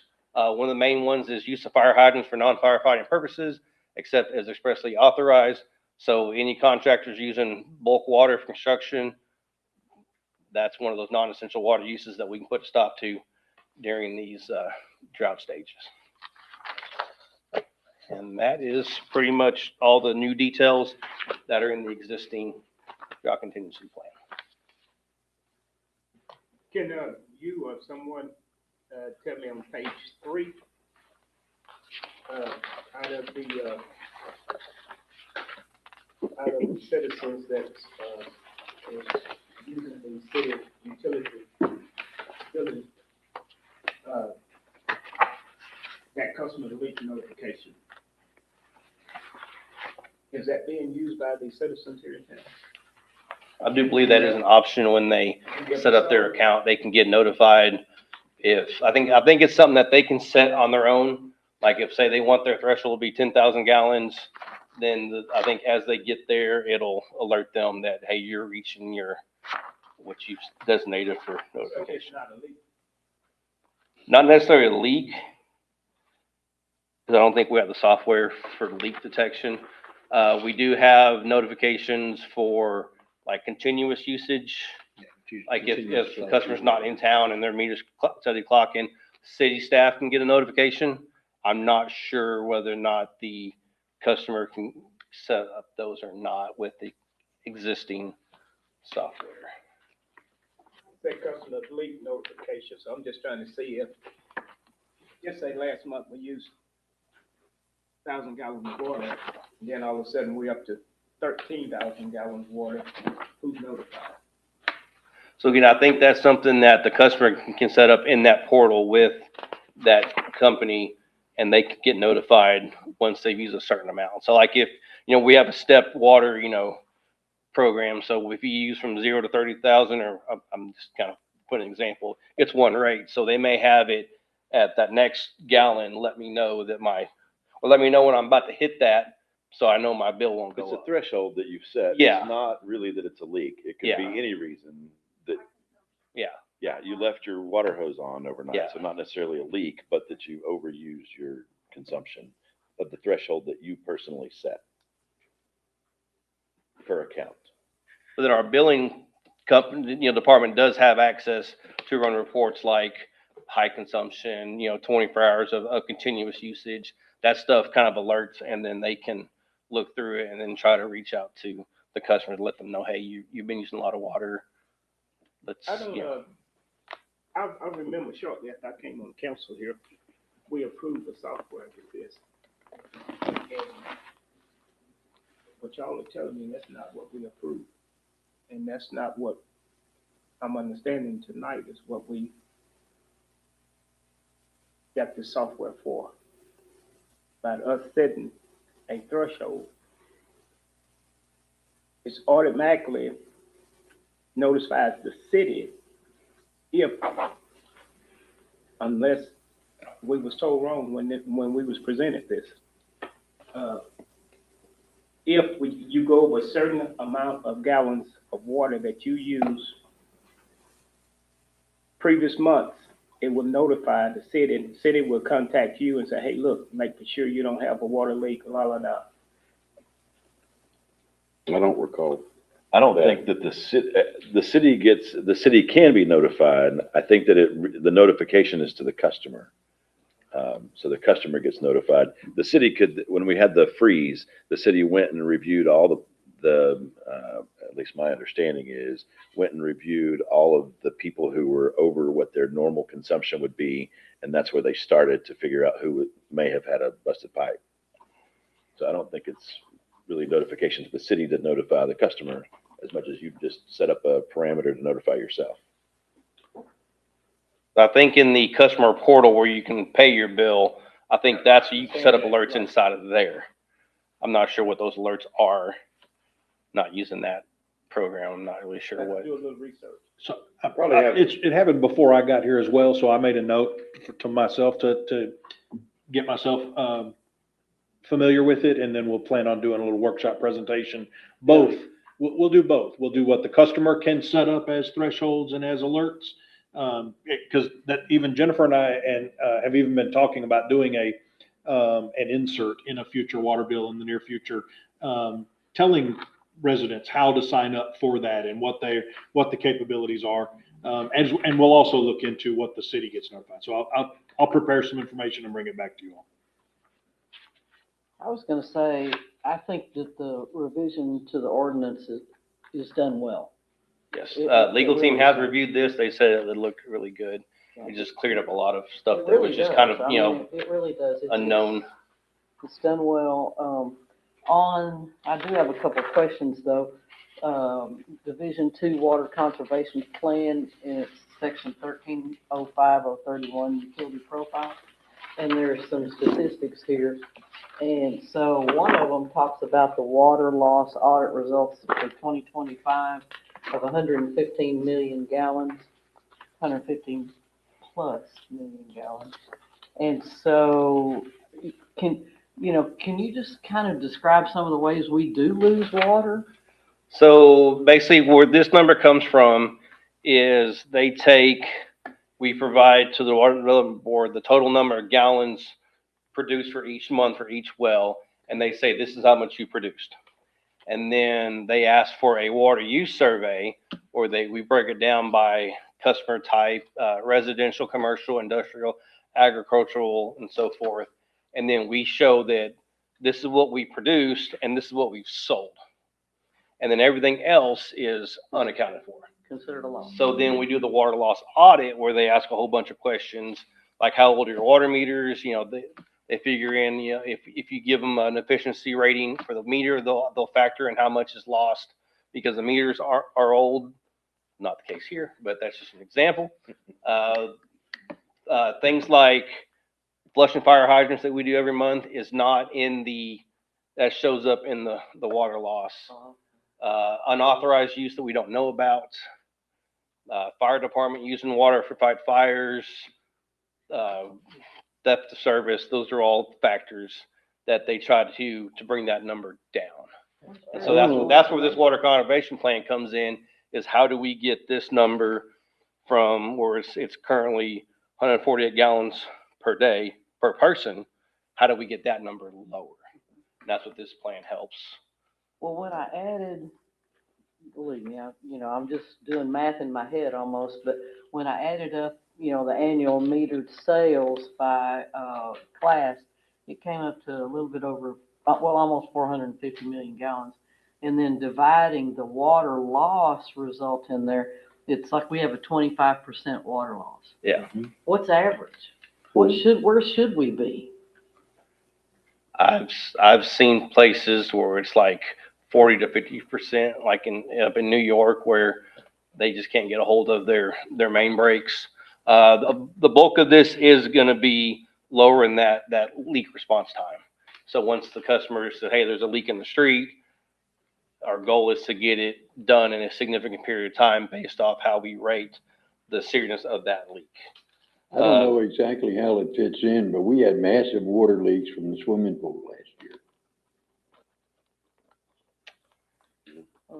That was before the construction. More than likely, that was all metered consumption, so it showed up in the water use survey, because everything that goes to the pool is going through a meter. Yeah. So that one was, but like when contractors hit water lines, leaks we don't know about, main breaks during the freezes, stuff like that, that's how we try to get that number lowered to where it shows we're not losing so much water. Because in reality, all that water loss is monetary loss because we can't sell it. So it's not that loss is not transferred to customers? No, it's money that we could have made by selling to the customers, Okay. but because it leaked from a broken pipe, then it's loss. Wow. Yeah, so just to kind of full disclosure for the customers who might be looking at this, it's not directly billed to them, Okay. but our rate is set on the cost to produce the total volume of water that we produce. So our goal is to reduce that number. Our goal is to be better, more efficient, and to not waste water, because when we waste water, ultimately, the next time we set rates, those losses ultimately were losses to the system that get passed on to the customers. And so, yes, we absolutely want to do, and that's one of the big emphasis on that WSIG grant program that we're pursuing is to reduce your water loss. So we are looking at lowering that number and hopefully make some big improvements. And then on your continuing public education and information slide, I had written myself a couple notes here. You know, when you are adding new customers and they're applying for service, could you also teach them about the leak software that, you know, I mean, just sign them up right then and get them using it. I think that would be really important. I'm an early adapter, been using it since it came out. It has saved me, I can't even tell you how many times, and money. And so I'm a firm believer in it. And then, you know, you were already talking about putting it into water bills, something like that. Maybe even having, you know, some in-services on how to do it, walking people through, you know, the process. You know, I think water conservation brochures maybe need to be in more places than City Hall. Yeah. You know, because, I mean, if you look at New Mexico, you don't even own your water. You know, I mean, it's so critical out there, and it's getting closer to us all the time. So I think we need to do more, you know, to publicize water conservation efforts as well. Yeah. Maybe Taylor, maybe the marketing department can do some of that. We've also talked about, we're working with the school district now to have a table at all of the Meet the Teachers in August to promote NAV Notify and other city related items for residents. So that's another thing that we could definitely push this at. That'd be fantastic. Mr. Mayor, Council, based on the comments by Mayor Pro Tem Harris and the discussion, would it be more accurate, thinking about the same slide, to say customer consumption notifications rather than leak notifications? Is that, that's kind of what I was hearing. Instead of suggesting that there's an actual leak notification. Yeah, I mean, believe me, I run out there, look all over. Even the software that I've seen in other cities, I'm not intimately familiar with the one we have here, but even those, they almost always call it continuous flow notification, because they don't know if it's a leak. I mean, there could be a reason that I left the faucet running for 5 hours. It's unlikely, but it could. And so they usually call it continuous flow. Yeah. So it would be consumption based, not necessarily a leak. Right. But I think you bring up a good point. I don't remember whether that's what we were told or not. Notifying the city. Yeah. The examples that were given when we discussed it were things like somebody leaving the hose on out in their yard or something. And I got the idea that it was a notification, first of all, in the office downtown, that we had this usage, and then also the usage to the customer. Yeah, I feel like I do recall that. We're gonna find out. Yeah. We're gonna find out. If not, then we need to rearrange the system so that it does it. Right. I know that the software that they use for reading the meters does have alarms that can show up at City Hall, things like continuous use, no water in the pipe, reverse direction. That's all stuff that the meter itself can read. And that's just something simple as the users on our end can pull up that every day and see what's going on. Yeah, we need to look at the capabilities and if we're not using them, then look at how we can use them better. I have one thing in the discussions on this, water usage and scarcity is a continuing problem and is increasing in the state of Texas. And was there any discussion about recycling or reusing the positive steps that would be taken for reuse or anything? Are you referring to like reusing wastewater? Yeah.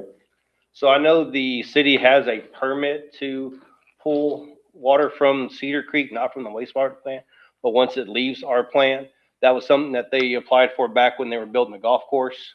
And it's not something that we've actually set up and used, but it's an option. I know we've had visits from TCEQ in the past when certain companies down the river don't have enough water to do their stuff. They told us we can't pull from the river to take that water, but at this time, that's not the case. We don't have the way to set up, like to use it to sell bulk water for construction. It could be an option, just not one that we have at this time. But things like providing incentives for reuse of, say, rain barrels or something like that, something as simple as that, which would get a certain amount of rainwater being used to, in your yard type thing, so that you're not running the hose. I think that we need to. So can I get my We need water to look bill at that. lowered since I have a 500-gallon cistern that I use? Should be able to, if we have a, if we have a program that That's definitely a very easy beginning step that we could look at as far as reuse of that water for stuff like, gardens and plants. an incentive-based thing, or I don't see a requirement unless you put the requirement on new construction. Yeah, the incentive, really, today, the incentive is that you consume less water, Yeah. so your bill does go down. Yeah.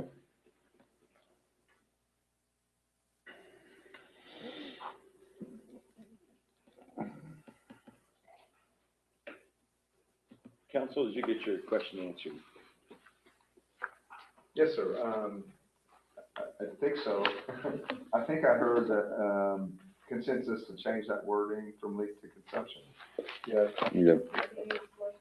Just remove it and put custom notifications, maybe.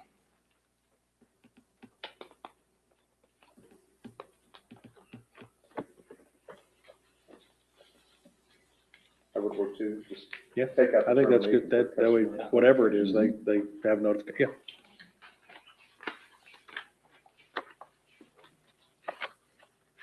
And on that notification sheet, just go ahead and add an episode examiner too. Just Yeah, so it's- definitely.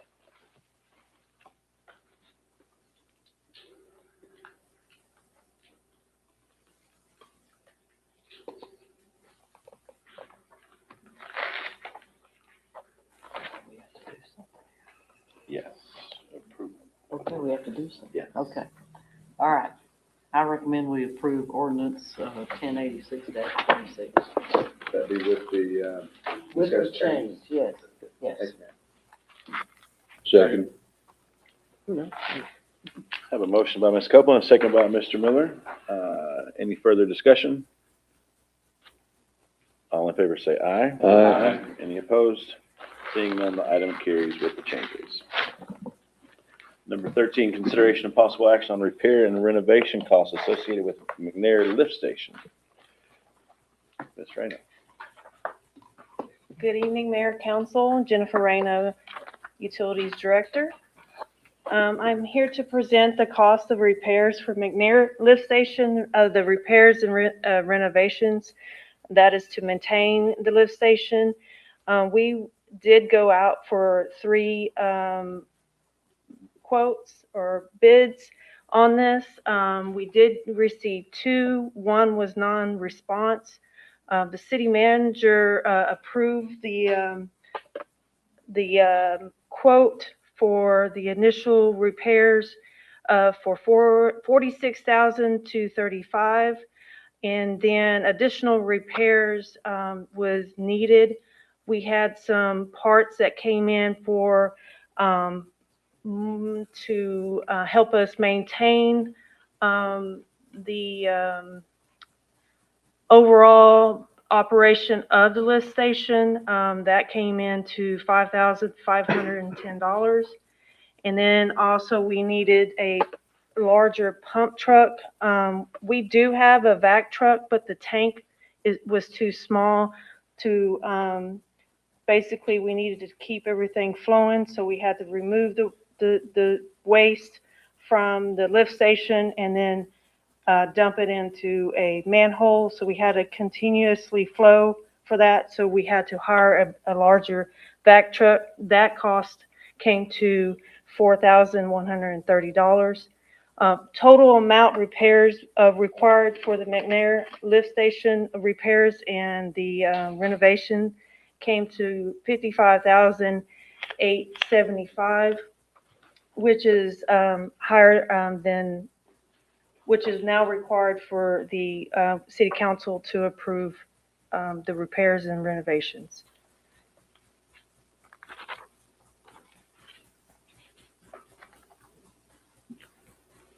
Well, I have questions. Okay.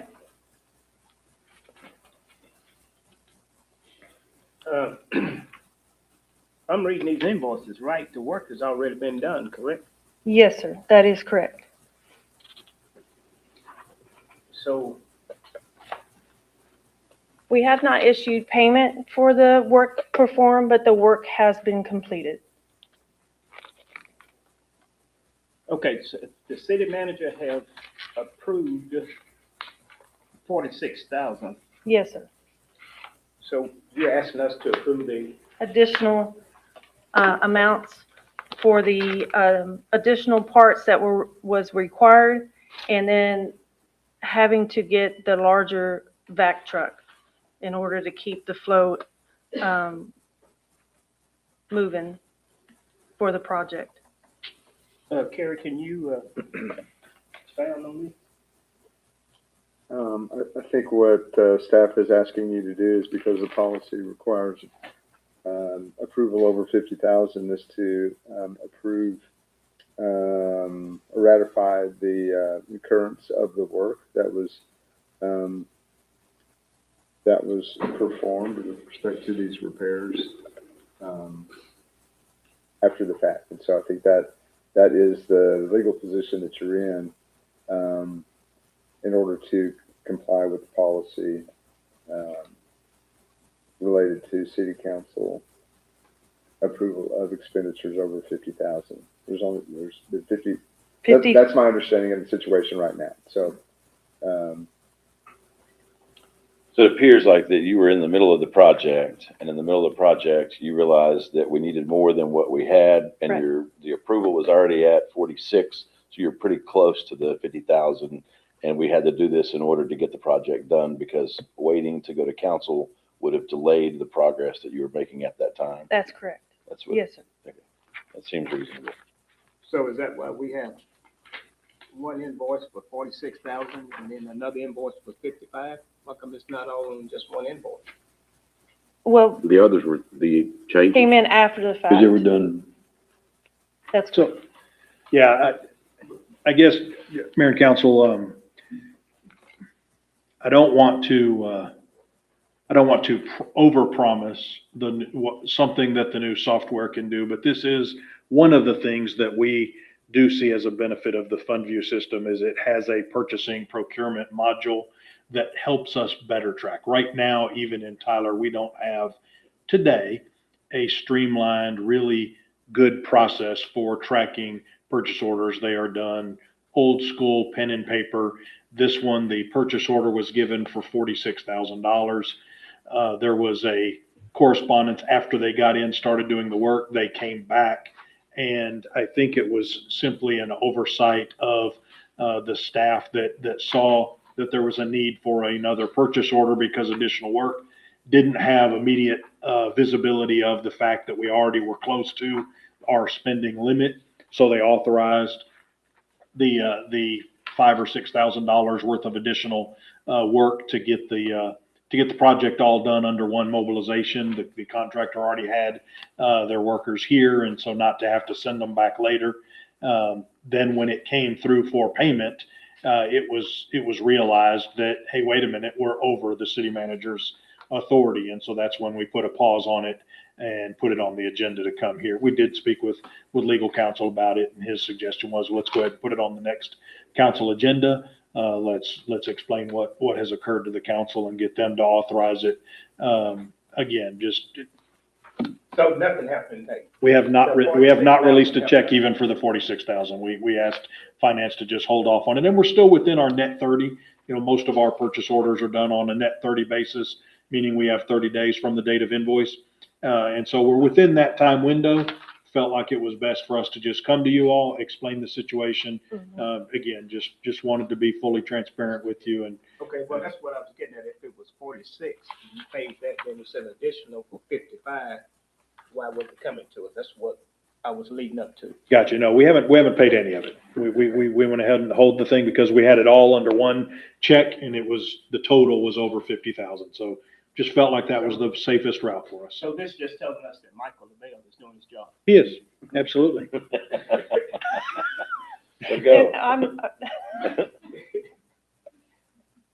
Move to approve the repair and renovation costs associated with McNair Lift Station. Good job, LaBelle. Second. I have a motion by Mr. Miller, a second by Mr. Fultz. Any further discussion? All in favor say aye. Aye. Any opposed? Seeing none, the item carries. Agenda item number 14, consideration of possible action, fiscal year 2025, 2026, and 2026, 2027 annual street maintenance program as presented by staff. Lupe, can you bring the map up for the council?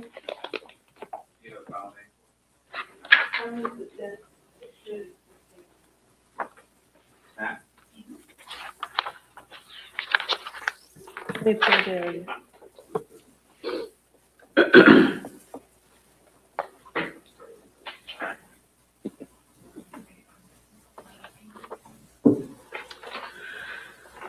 Okay.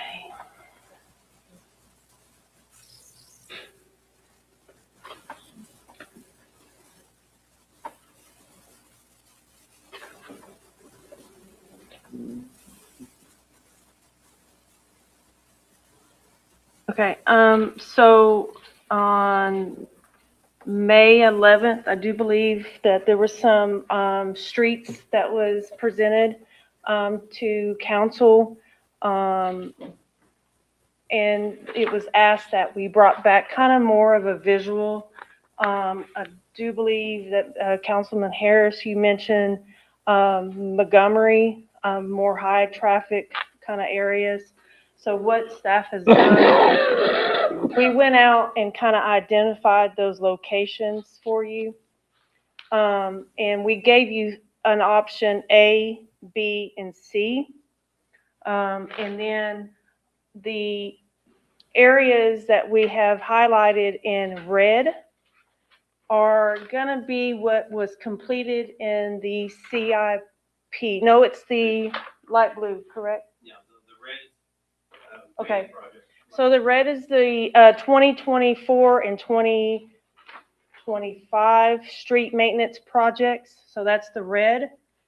And then if you look at the light blue, that's the CIP that we just currently finished maybe a couple of years ago with Kieschnick and Blyle.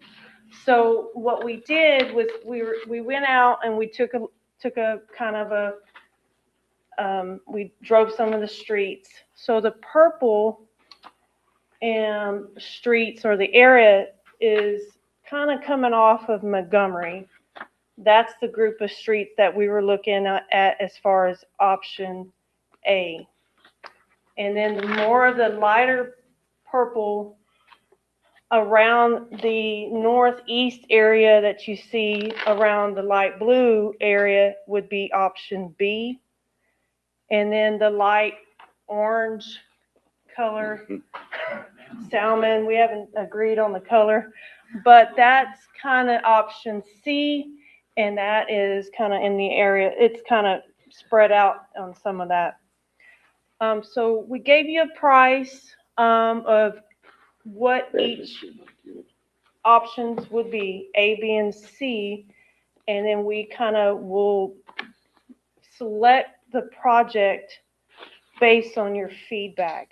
So this is going to be a combination of 2 years. So a fiscal year 2025, 2026, and it will be 2026, 2027. So we're going to combine 2 projects, annual projects together in this project. So what we also do have is a timeline with that. I can go over that as well too.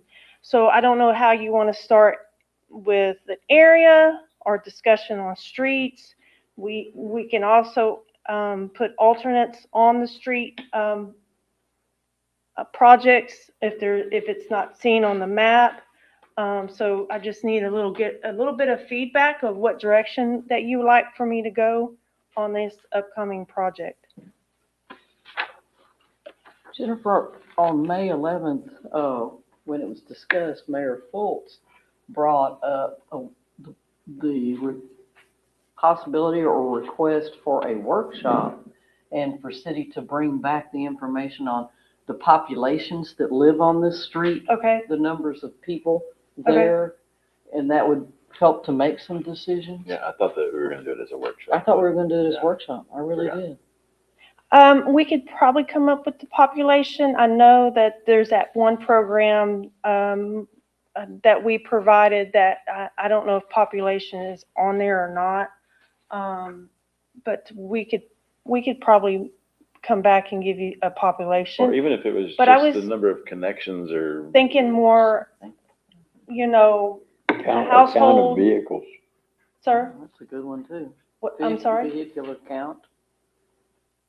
So we went by kind of the neighborhoods of how many houses are on the street.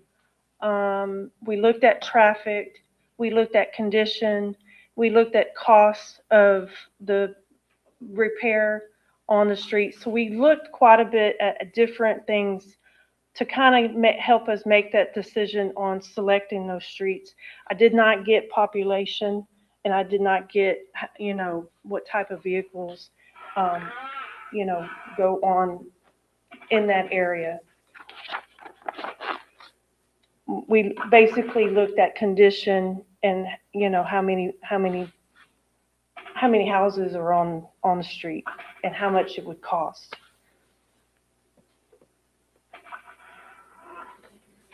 I'm just thinking about Cleveland from the dead end to Laredo. me I mean, in Project B, that's a pretty high number, and it's a pretty bad road, I agree. Right. But I don't know how many folks actually travel that road. So we were thinking Cleveland because it's at our Cleveland Park. And so Cleveland Park has been used more now since we've done some improvements with the basketball court. We are seeing more citizens are using the trail. Right, I would assume that's foot traffic, not vehicular traffic, just my guess. And then looking at. Be both. But looking at Don Street, I mean, Don Street is like an alley. I believe it's an alley. Yeah, that's what I would call it. It's an alley. And we're $50,000 to do an alley for a block that has probably, I don't know that there's any houses. There's no houses on it. Yeah. So maybe a workshop is more warranted. Perhaps. I mean, We can do a workshop. do y'all have any other feelings?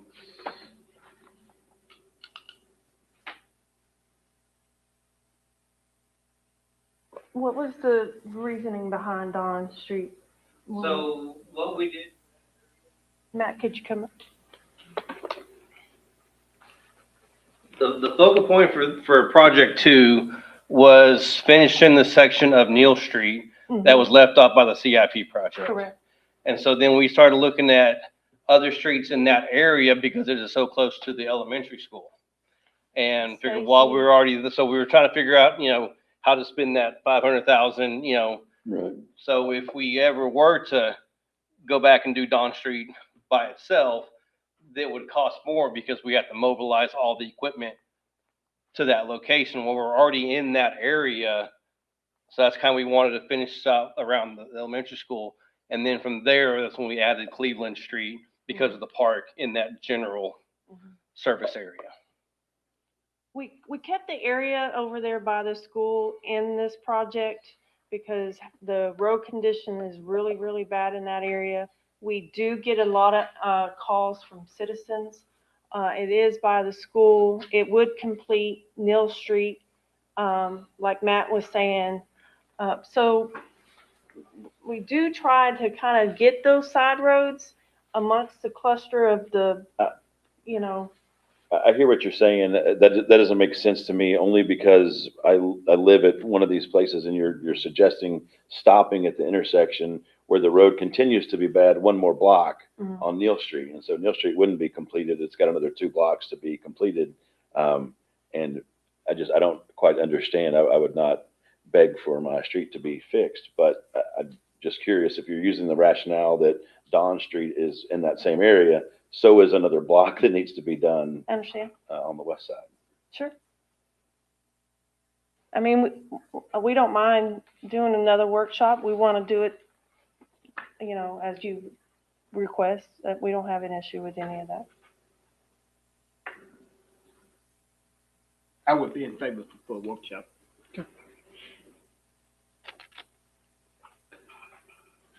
I mean, I think that, well, I know that we have a lot of roads to redo, and so the process is very difficult.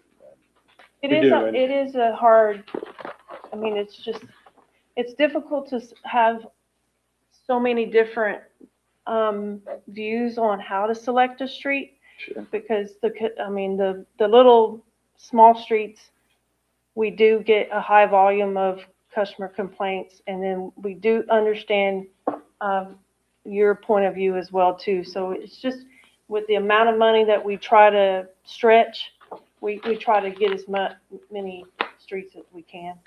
Jennifer, let me ask you this.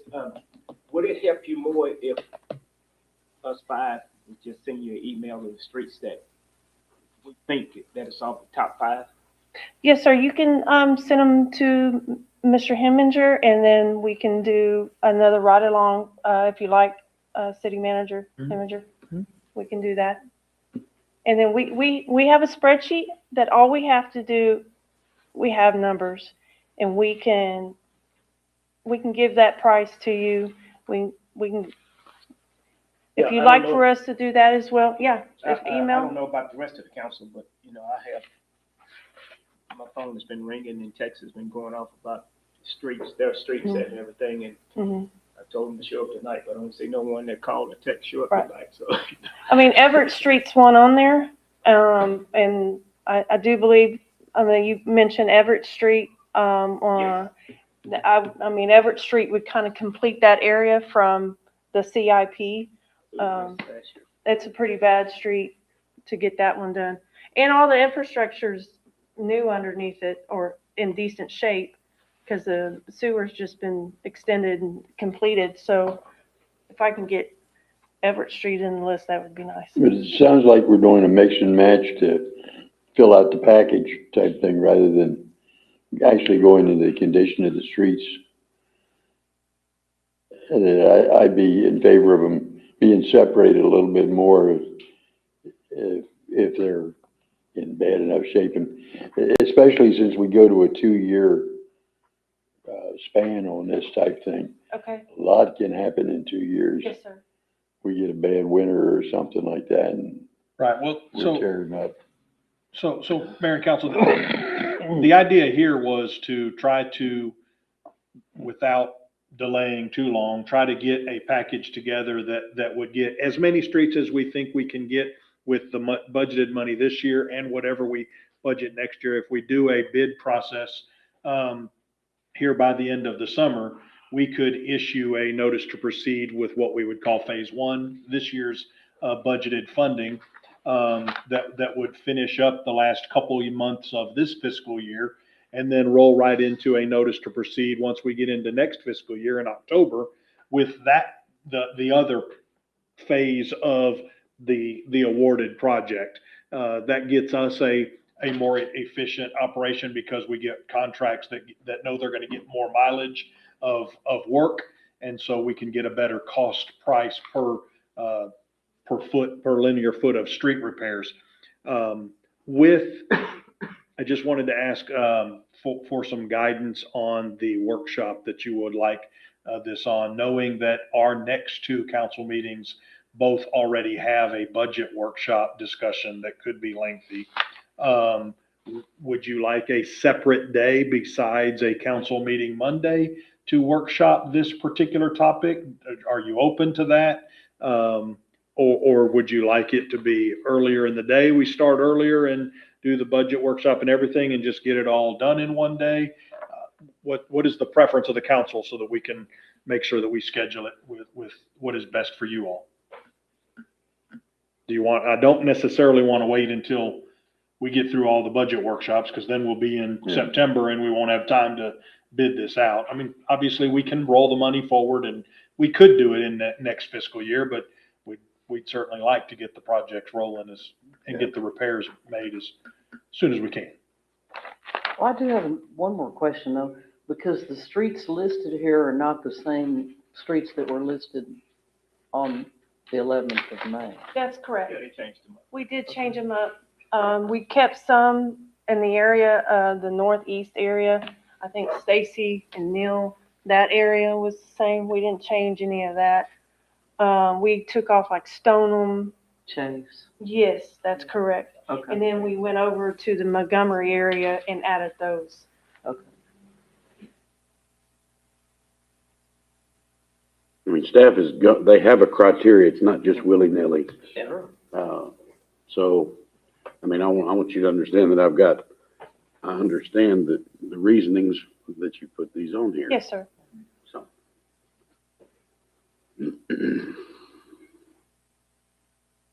What about a week from today? A week from today. We're pushing it. And then We would have to post the agenda tomorrow, so we would have to just make sure that we've got everything ready in our software system to generate an agenda, but that just, I'm looking at the city secretary, Yeah, because that's that just means the law. her We have to deadline post- is tomorrow to post for a week from today. That's the new law. That's just my suggestion, that if you want to kind of, I'm quite sure you want to do it before the budget workshop. I'm fine with it, whenever you all Start a half want to hour do it. earlier on the budget. We have $600,000 budget for the roads this year. So we have a $600,000 budget. However, out of that same budget comes your pothole and street cut maintenance. So we take out about 80,000 of that from that 600,000. And then addition to your street maintenance project, you have surveying comes out of that, and then the testing of the base or the subgrade that we have to do in each project. So some of that soft type, what did you call it? Soft costs. Soft cost comes out of that same budget item of that 600,000. And of course, if we can do alternates, when we bid them out, maybe add a few more streets. If the bids come in low, then we can add some of the smaller streets, or so we can get it as close as 600,000 is possible.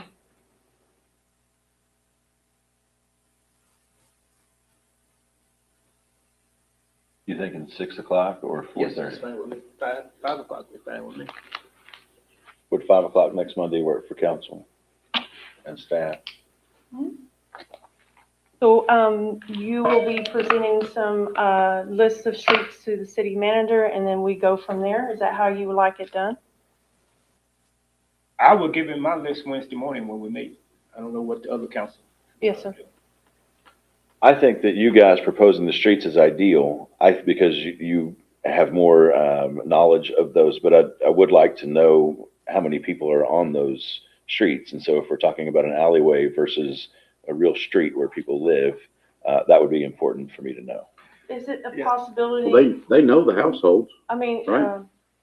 You already have that information. Right? Yeah, the only challenge with that, Mayor, is, we don't have an automated way to do that. There is, and it's really, in my opinion, and I did drive around with the director and the superintendent, and we talked about that. And really, to me, it doesn't necessarily make sense to say, you know, on Smith Street, there are 5 residences. It really, you step back and you say, okay, well, maybe Smith Street connects to Jones and Walker, and so the relative area served may have a number of residences, but that truly takes someone either pulling up a map or driving and counting. And so we have to divert staff time away from whatever else they would have been doing to manually count those number of connections. And we certainly don't have any kind of traffic count unless we move the trailer over to each place for a period of time. And so it just becomes a very labor intensive operation. Not that, in my mind, we can all kind of get a general account for. You all have mentioned it tonight. Well, that street really doesn't have much traffic. It doesn't go anywhere. You know, we can kind of make those types of evaluations based on our knowledge. I think that's what I'm suggesting, but you did have a couple of streets that had no houses on them, I believe. Y'all may know that, I may not know that. So if there's an idea and we can have an open discussion. Sure, absolutely. No, yeah, that's absolutely. We'll certainly come prepared next Monday to get more into that. An idea of traffic count helps too. So could you also provide some of the streets that you'd like to keep in the list?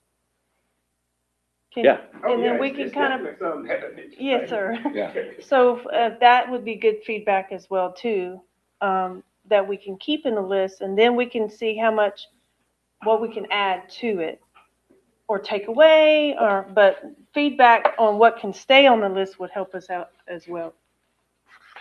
A question, and then I'm through asking questions for the night. It's okay. I don't know, if make my back up.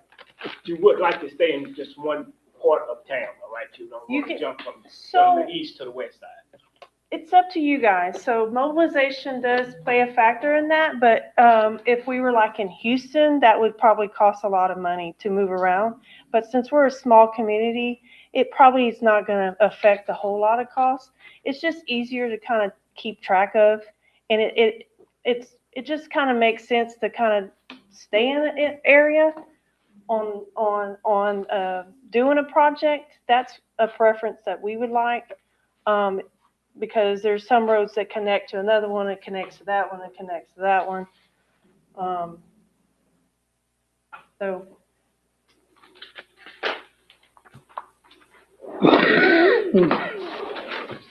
Robert, I just want to make clear that if we do get the agenda out tomorrow, it won't have all this information with it. That'll have to be a separate attachment. Yeah, attachments. We'll just it'll have to be just a discussion item. It'll just be it'll really just be an agenda posted. There won't be a packet because we won't have supporting attachments. But we have to by law get it out tomorrow. We won't have all the information that they're needing. Mayor, Council, I'd like to at least, can you present the cemetery?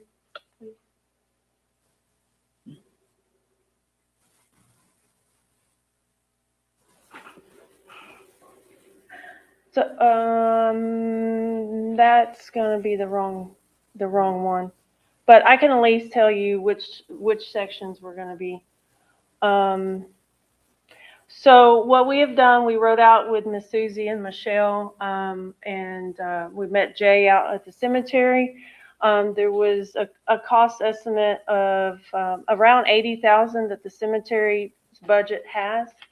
So we looked at these sections. There's A, B, and C, and then A is going to be a brand new road for adding additional row of burial plots. So they have to have a road so they can dig on each side, basically. Actually, it's in B.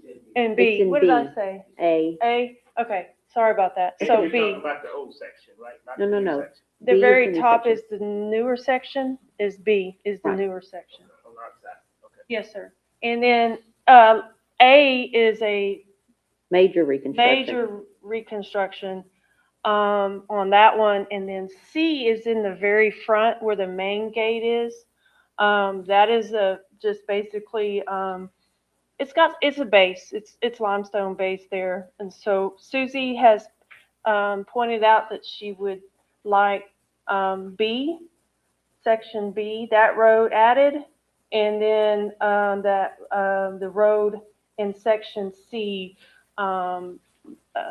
be like an overlay or, reconstruction in place. Yeah, it's got a good base. It would just complete that whole section up the where every street will be paved in C. Before we lose it, and make it worse. It was the cheaper of all the streets to do within our budget as well. Correct. So with, B and C, those two, are up to 62,000, a little over 63,000. Yes, sir. Yes, ma'am. But if we added all three, it would be over her budget. So we selected those two, to be in this project. We will plan on putting A into another budget because it's washing out really bad. And it's going to take a lot of work to. And if I can note real quick, B and C, those two roads are going to be higher traffic because those are the areas where we are still all have open burial spots. Correct. C is probably one of the higher trafficked areas for the trucks that come through and handle all the digging that roll through there. So B will also be in that same format because we will be able to fill more spots back there.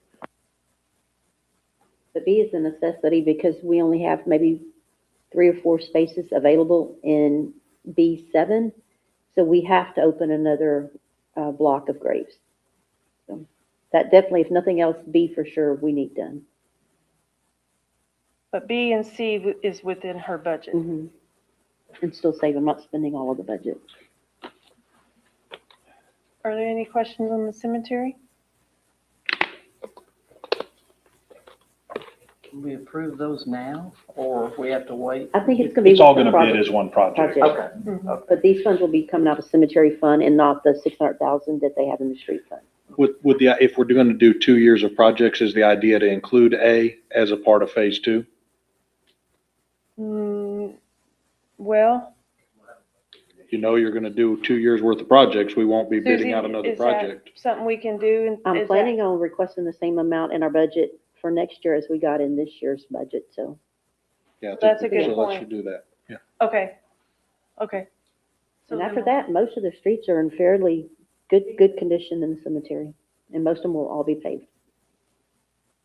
Okay, so we'll do all three within the 2 projects. Okay, that's a good point.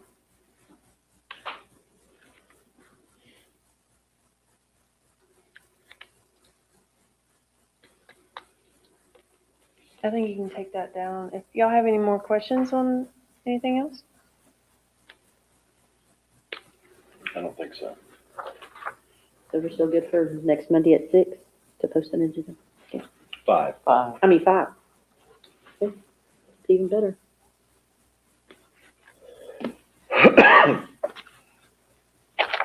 All right. And I assume that we don't need to do agenda item 15. I think it makes, if you all are okay with it, we're still going to need an engineer to do the project, rather than asking him to come back. He did come tonight, is here to answer any questions. If you all would be okay to go ahead and award the contract for the engineering services. Mayor, you need to read that item, please. Thank you. Consideration of possible action to enter into an agreement with KTL Engineering LLC to provide design services, bidding, construction management for the fiscal year 25-26 and 26-27 annual street maintenance project for the city of Navasota in the amount of $80,000. Yes, sir. So Kent Laza has put a proposal together to be the engineer for the both projects together, including the cemetery There is a Exhibit A and B in there for his scope of work and schedule. I don't have Exhibit B. I apologize for that. That came in later. Is it, It's on their link. If they Okay. look on their iPads, it is on the link. I did upload it today with A and B. Yes, ma'am. I'd have time to make a copy of all of that, but it is in their link if they click on the link. And then the standard form has been reviewed by council. That has been provided by council. And so we put that together. That's a standard form that council has provided here recently, and we just use it on projects like this. And he's good for the same amount depending on what the project scope is or what the Yes, sir. actual project is. Approximately $1 million. Yes. sir. Have him come forward. Kent, would you like to come up? Ken, I did want to ask one question just while you're here and for the council's benefit, just because I've been asked this question a few times in the short time that I've been here. As you're probably aware that historically the city, particularly in the CIP projects, they had some issues with some streets that shortly after the project was done, they had some cracks in there and they had to go through a convoluted process of measuring it. And if it was a 1/4 inch wide, it was the contractor's problem. If it was less than that, it was the city's problem to fix. Can you give the council just some insight into how you engineer the roads and how you protect us against those kind of things? Okay. First of all, for the new council members, my name is Kent Laza. I've worked with the city staff here for 15 years or so doing this same kind of thing. To answer your question, there's lots of reasons why roads crack. I don't want to go into all those details, but they shouldn't be cracking when it's a brand new road. If they are cracking when they're brand new, it's likely something related to settlement, whether it's a trench, a new water or sewer line that was not compacted correctly, or didn't have the appropriate water content, that sort of thing. That trench will settle and you'll get a crack in the new street. There's variations in soil all over the county. So sometimes it's an issue with the soil. But how do you protect against that is you get your laboratory to perform tests wherever you're seeing these kinds of things before the asphalt is going down. We use, typically we've been using CME laboratory and testing in College Station. I worked with them too for a long time. They will help me by looking where those soft spots are. That's where they'll test. And that will give a failed test if indeed it's an issue. So that's how we try to protect. It's not 100%. There is issues, but most of the time that's how we do it. Okay. Okay. Move to approve an agreement with KTL Engineering LLC to provide design services, bidding, and construction management for the FY25 annual street maintenance project for the city of Navasota, the amount of $80,000. Second. We have a motion by Mr. Miller, a second by Ms. Copeland. Any further discussion? All in favor say aye. Aye. Any opposed? Seeing none, the item